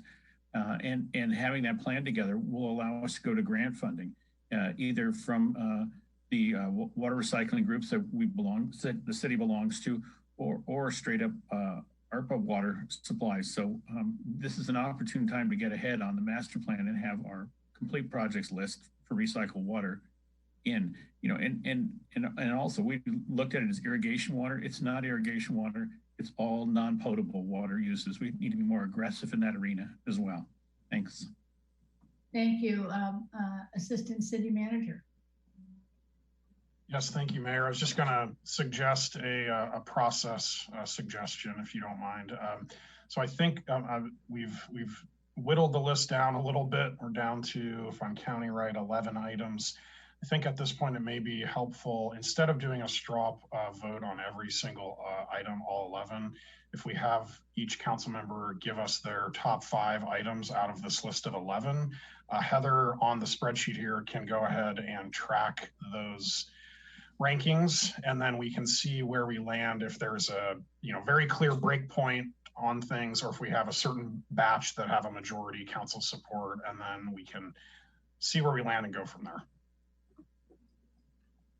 Okay, so with that is, okay, Vice Mayor has his hand up. Yeah, is this ranked choice? Are we doing anything like that? Or is this just 5 and all 5 are the same? I think it will be iterative. You can just do 5 and then we'll look and see what the top 5 are. And, if there's not enough, or if there's a tie for 10 of the 11, maybe we'll do another vote. Let's just think about it once we see what the outcome is. Okay, yeah, I like to keep it fluid, Okay, so is there anyone who'd like to go first? I can do that.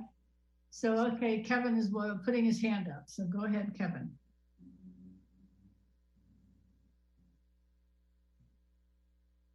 You are muted, Kevin. Thank you. Tobacco would be on my list, and the trestle would be on my list. Crosstown connectors, home key funds, and paths way down the page there. Thank you. Okay, thank you. I see Vice Mayor Barnacle.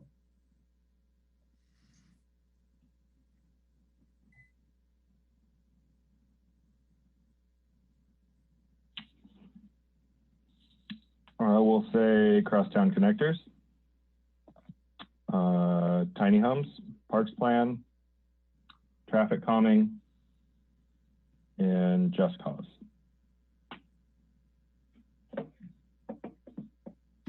Okay, Council Member Posake.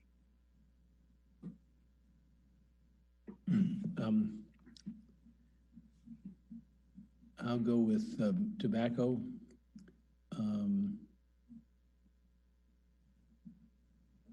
Parks Master Plan, tiny homes, Ellis Act, Just Cause.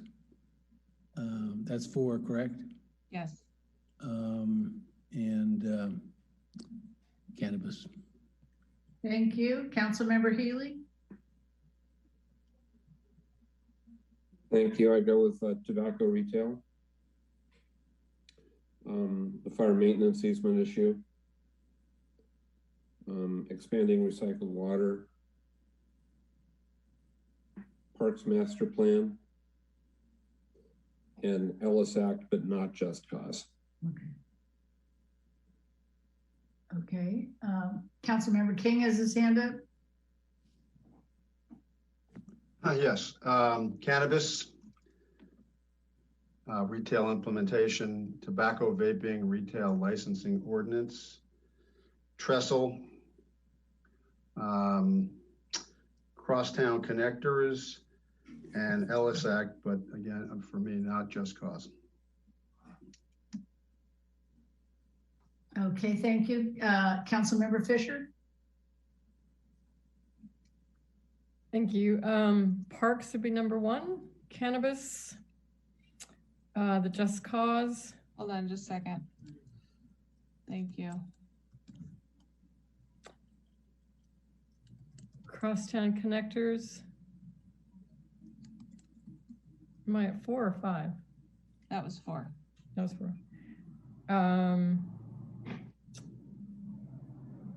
Where am I? I'm looking at somebody else's check marks and not my own, so I lost track. Slow streets.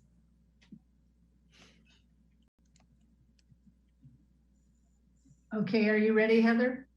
Yes. Okay. I hope somebody else is watching to make sure I'm keeping an eye on me. Well, I'm keeping a tally as well, Heather. I'm sure somebody's going to yell out if I do something wrong. It is being recorded, so we can go back over it. So thank you. Cannabis, tobacco, vaping, trestle, Just Cause Ellis Act, and crosstown connectors.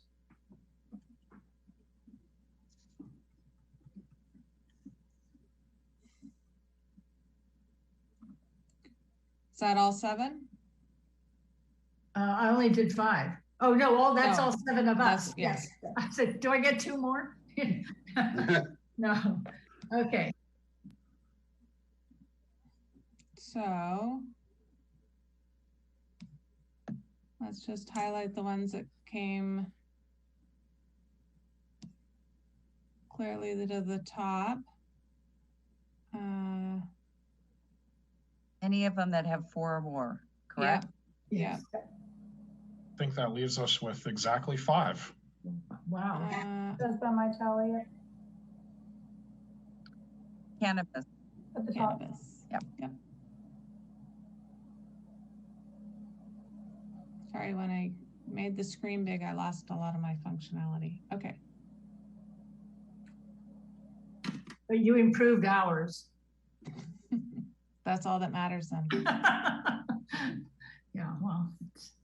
Okay, so does the clerk want to read which 5 have moved forward?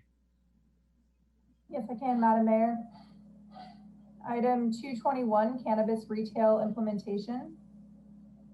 Item 92, tobacco and vaping retail licensing ordinance. Item 14, crosstown connectors. Item 224, Parks Master Plan. And a new item for Just Cause / Ellis Act implementation. And I don't know if you guys want to discuss, there were 2 voting not for Just Cause. I don't know if that's going to be brought up. Well, I see that there are 2 who voted for not Just Cause, but there's, how many votes are there? You would still have 4 without. Yeah, so let's have that discussion when it comes to the council rather than here. You know, that seems the more appropriate place for that. So, okay, well, that was surprising. That was easy. Okay, so now we've actually done that, and I didn't expect it so quickly, so I'm sort of wordless here. So does anybody want to make any comment on this, or do we want to just go to general public comment and call it a workshop? Okay.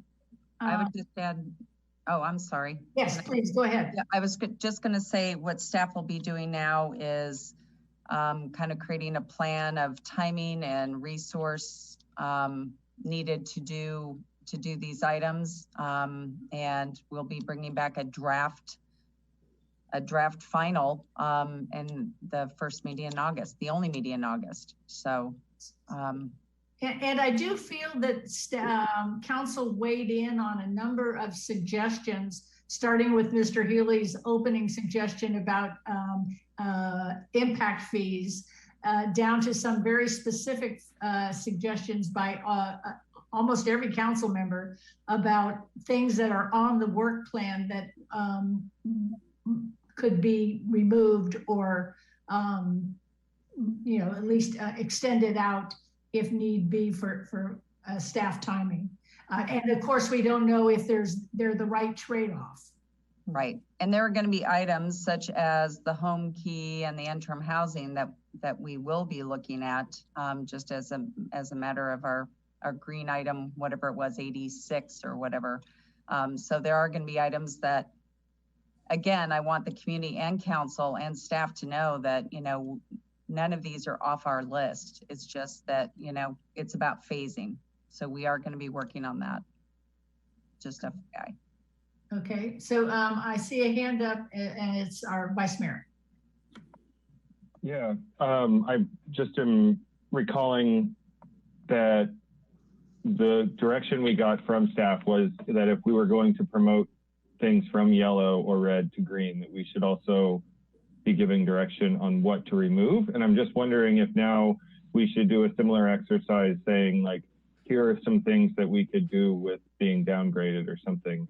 How does that work? Because I want to be really attentive that that's what you gave us direction to do. Right. And Vice Mayor Barnacle, I think the best use of your time would be allowing us to analyze, kind of suss out what we have and see what resources we have. Like I was mentioning to Councilmember Posake, it's probably not going to be easy enough at this point to say a 1-for-1. I'm going to need to meet with the departments and figure out what our staffing and resources are to see what we can and can't do. So I think it'd be better for us to come back and say, this is our solid work plan, and here are the things that we feel could either drop off to an out year or be delayed.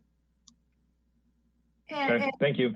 Yep. And when you brought that back to us in August, I would assume that if there is anything that needs to be delayed, there would be a timeline on that, what that delay would be. Yes, an estimated timeline, absolutely. Okay. All right, not seeing any other questions. I think it is, I will say thank you to staff. This has just been an amazing event. And for a first run at something like this, we did pretty well.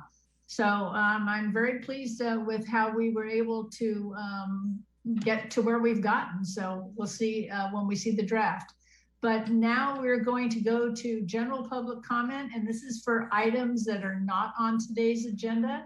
And I would like to ask our city clerk if she's received any correspondence on items not on today's agenda. Madam Mayor, we received one general public comment, which is posted with the agenda packet. Thank you. And so I will ask Mr. Zavala if we will open general public comment, if you would call on anyone who might have their hand raised. Thank you, Madam Mayor. I'm now going to start a 30-second timer for anyone to raise their hand. Those wishing to participate in general public comment must raise their virtual hand and wait to be called on by the moderator. Speakers are reminded to be respectful of their comments. Threats of violence and obscenity are grounds for removal from this meeting. A countdown will appear for the convenience of the speaker and viewers. Your microphone will be muted at the end of that countdown. And just waiting for this to finish. We have 6 public speakers, so each will be 3 minutes.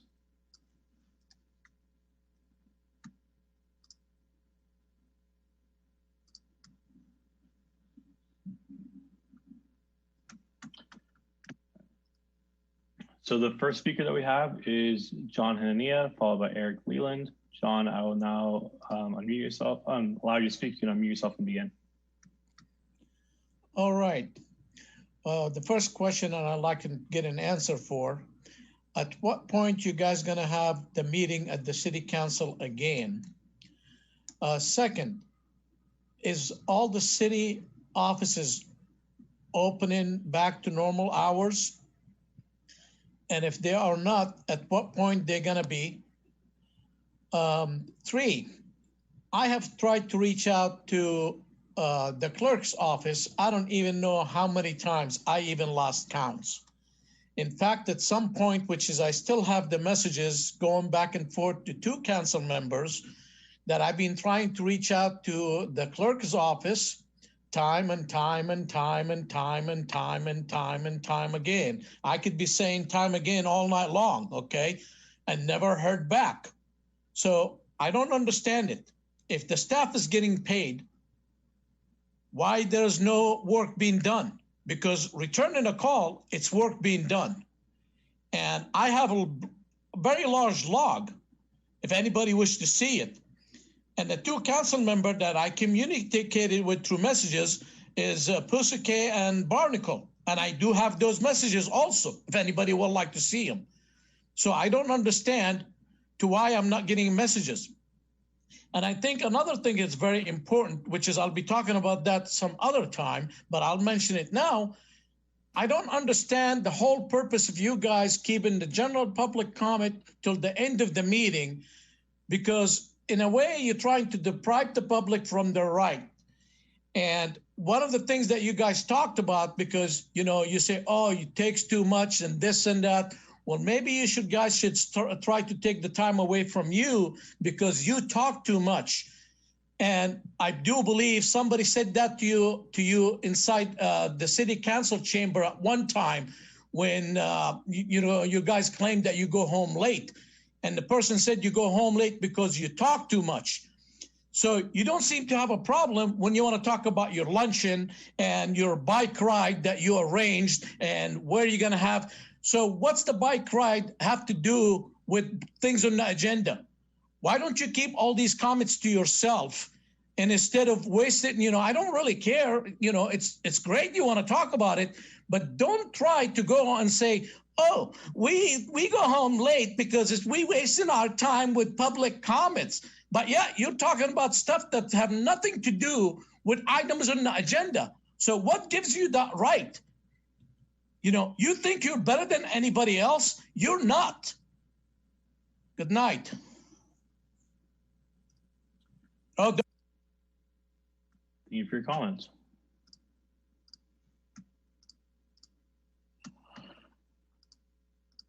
Next speaker that we have is Eric Leland, followed by Christopher. Just a reminder to everybody, it's not regards to the last comment, but this is just for general public comment, so please do not bring up any of the work plan items we just discussed or you'll be muted. Thank you. Eric, I'll allow you to speak. You can now unmute yourself and begin. Thank you. So the Petaluma's Cahoots pilot is super exciting and really popular among a lot of people I speak to in Petaluma. Earlier, the quote from staff was this program's, quote, up and running. My understanding is that the service itself isn't running yet. Just wondering if you can possibly clarify after public comment, what's the status of the pilot? Is it actually running, meaning that the service is being, deployed? And if not, when? Second clarification is how can the public learn about what's going on with this program? For instance, it has a name, SAFE, which I found on the website via a job description from Petaluma People Services. People are super interested in this. So is there a way that the public can get to know kind of what's going on with this program and just be, jazzed about it as everyone else is, I know, on the council and staff? Thank you. Thank you.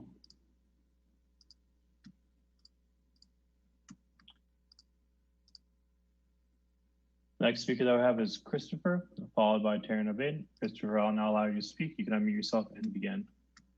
Thanks, Aaron. Good evening, council and staff. It's Christopher Neugebauer here. I'm commenting tonight to talk about the recently imposed water conservation order that the city enacted and how it relates to tenants' rights. I was recently made aware of some tenants in Petaluma who, just before your restrictions were enacted, were given an order to begin frequently irrigating their lawn. Now, pro forma rental agreements, which are used by some of these smaller property managers in our area, include language that states that tenants are responsible for the upkeep of the yard, including watering the lawn. The order that the tenants received from their landlord would have been consistent with such a lease. Because they're in a detached building, they pay for their own water bills through the city, and as such, complying with an order to frequently irrigate their lawn would have placed these tenants out of compliance with the conservation order. They would have become subject to potential fines and potential utility shutoff if they'd been seen irrigating their lawn after the restrictions came in place. I think it's really unfortunate that tenants in Petaluma are being put in situations where they're contributing to our water shortage just because their landlord is demanding it. I'd like to propose two ways the city can help. The first is to provide educational materials in multiple languages about the irrigation restrictions to everyone who holds a City of Petaluma Utilities account, letting them know about restrictions that may be in place and what they can do to comply. I encourage you to take particular care to reach out to renters to make sure that they understand their obligations. Secondly, I'd like to request that the city investigate adding protections for tenants throughout this period of water restrictions. Particularly, I request that you investigate rendering unenforceable any term in a lease that requires tenants to irrigate their lawn that's contrary to current city ordinance. Tenants who comply with both the spirit and the letter of this conservation order really shouldn't be finding themselves in violation of their leases like these people I've heard about have. This drought is going to go on for a very long time, and I would hope that everyone who lives in this city wants to play their part in saving water, in making sure that we can ride out this drought for as long as possible.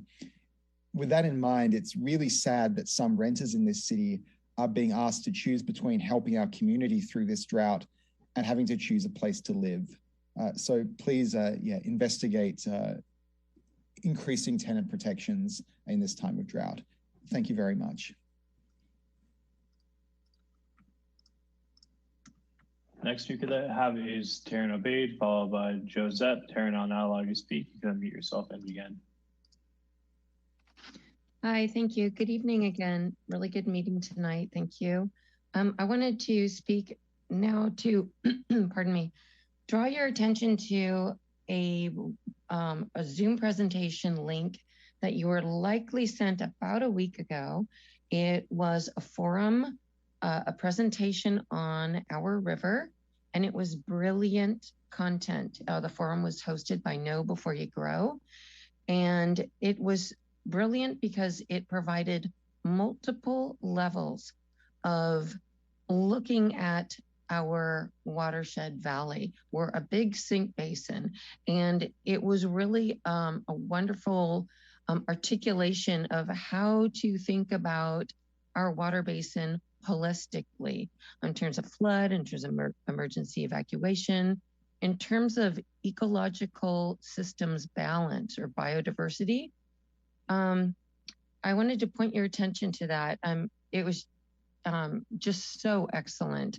And I also wanted to mention, if you weren't aware, you may have noticed in the past week that Marin County is exploring water resources for their community that's located in the East Bay, and even constructing a pipeline across the bay so that their residents can secure water in the future, because like the previous commenter said, this drought has been going on for years and it is not going away. Marin is also looking at desalination technology. And I just really applaud that they are stretching their holistic thinking and planning for the future. And I applaud that. And I really think that's something that Petaluma is up for too. Maybe we can create some reservoirs up in the Denman Flats or something. I know we're on a different water system than the Russian River, but I'd like to see us to start thinking about that, because things are not going to be getting better anytime soon. And let's see here. And then the last thing is, yeah, change is accelerating. We are in an exponential age. And so again, just every opportunity to think in terms of multiple levels. When Sid Commons was approved, despite it being fenced in on one side by a cyclone fence and a river on the other, I remember the city said, oh, well, if there's a flood, the city has enough boats to get everybody out. I still don't feel good about that. And I would just encourage us to continue this change in our thinking, to think more holistically about how we can not approve things like that, and how we can think of smarter, more intelligent solutions that take more things into consideration. Thank you so much. I apologize, Aaron, but your time has expired. The next speaker that we have is Joe Zepp, followed by the last speaker, Veronica O. Joe, I'll now allow you to speak. You can unmute yourself and begin. Good evening, everyone. It was good to listen to a lot of the comments, and there's some topics that were near and dear to my heart that were brought up, and I think that a lot of the community would be glad to know that there's some movement on some of these comments or some of these events and topics. There's a lot of people in the community that want to help and do what they can do for moving some of these topics forward. Public outreach has been promised over the years. Hey, Joe, just a quick reminder, this is general public comment, so it needs to be not on items we just discussed in this workshop. I'll reset your time to 2.5 minutes.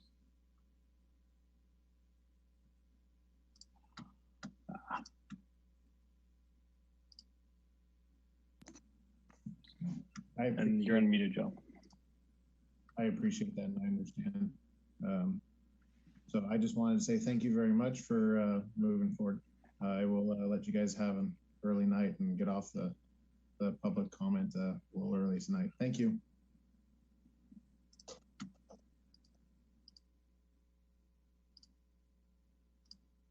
And Peggy, I do see your hand raised. Do you want to address anything now or wait till the last comment?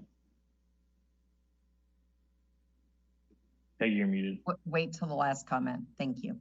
Okay. The last speaker that we have is Veronica O. I'll unmute you and you can begin.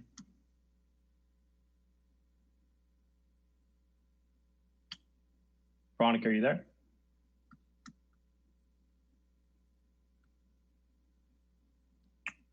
Veronica, you can unmute yourself and begin.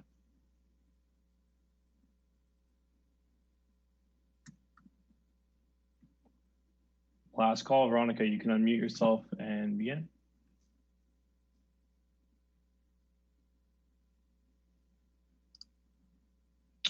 And Madam Mayor, it looks like she might have just tried to unmute herself, but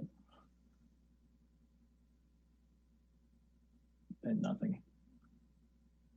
Okay, well, we're going to close general public comment, and Veronica, if you would like to send us an email or get in touch with us, please do. So with that, we are closed general public comment, and I think our city manager wanted to speak. Mayor, I'd just like to respond to 2 questions in general public comment. One was about the city's repopulation efforts, and Assistant City Manager Brian Cochran will speak to that. And then the status of our SAFE/Cahoots team launch. Thanks, Peggy. Just wanted to update everybody. So this week actually is our targeted repopulation for certain city facilities. So we will be operating with limited hours in some cases at certain buildings. So City Hall and the airport are going to be open Tuesdays and Thursdays from 10 a.m. to 2. The transit building is Monday through Friday, 8 to 6, and Saturday and Sunday, 9 to 3. That building actually opened a couple of weeks ago. The community center, Monday, Wednesday from 10 to 2, and the senior center on Tuesdays and Thursdays from 8 to noon. I will say specifically for the City Hall facility, we will have a security guard there who will be checking for masks, which we will be requiring the public to wear in city facilities, as well as a temperature check station. So you will see that security person there making sure that folks are safe. And there will be effectively one entrance that's open so that we don't have people going in and out of different entrances. There will also be floor markings, et cetera, to encourage social distancing. And some of those rules will also be in effect for the other facilities, like the mask wearing, et cetera. Thanks, Brian. I do want to reiterate, we are requiring masks to enter into the city buildings, and please check our website because most departments are, with the exception of building, are by appointment. So please check the city website to look at what services you're interested in, and some city offices you'll be able to walk in, but city clerk's office will be by appointment, and so we will have some departments by appointment only. And then, Madam Mayor, if I could just briefly address the comments from City Manager Flynn about the Safe Team program. I know it came up twice this evening. We are pleased, we're on target. We will be initiating that program here in July. We are working on developing a communication strategy with the city to announce that program, but we're being cautious to measure expectations from the community as the program's identified its first team of employees, and they will be beginning training, and they'll be working a staggered schedule. And as they become proficient and able to train their replacement team, we will be expanding the coverage and the hours of service as we work towards our ongoing goal of the 24/7 coverage.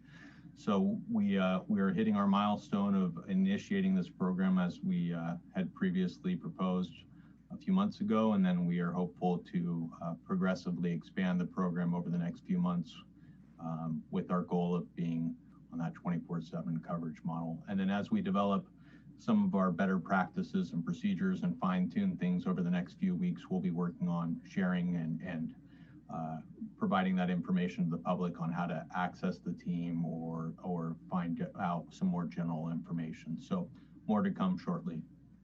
And perhaps you could say if people were interested in perhaps trying to get one of those jobs, where would they go to look for that? Yeah, two things. So Petaluma People Services Center is our contractor for the team. The team is referred as the SAFE team, which is short for Specialized Assistance for Everyone. And I believe the recruitments for the team are accessible through PPSC's website, and that will also be one of the locations that we plan to steer people to for further information about the program and job opportunities. Okay, thank you. I also wanted to highlight what one of the callers mentioned, and that was about tenants and water protection. I actually came across this problem during our last drought, where I was talking to tenants who were told that if they did not keep their yard fresh and green, that they were breaking their lease, and they were the ones also paying for the water. But you know, I do think there should be some way that our city can address that. Because I think tenants are very vulnerable and probably don't feel comfortable taking that position because they're afraid they're going to lose their rental. So I don't know if anybody on staff can address that. It's just kind of dropped in our lap, but I do hope that is something that we can look at. I've asked staff to look into that, and we will definitely be looking at multifamily water use and requirements for the tenants. Absolutely. And also some rentals are single family homes. So, you know, just rental units of any kind. So thank you. All right. Well, thanks everybody. Have a good evening. And our next city council meeting is on the 12th of July. So we'll have a little break here. Okay. Enjoy the 4th. Thank you. Good night. Bye, everyone.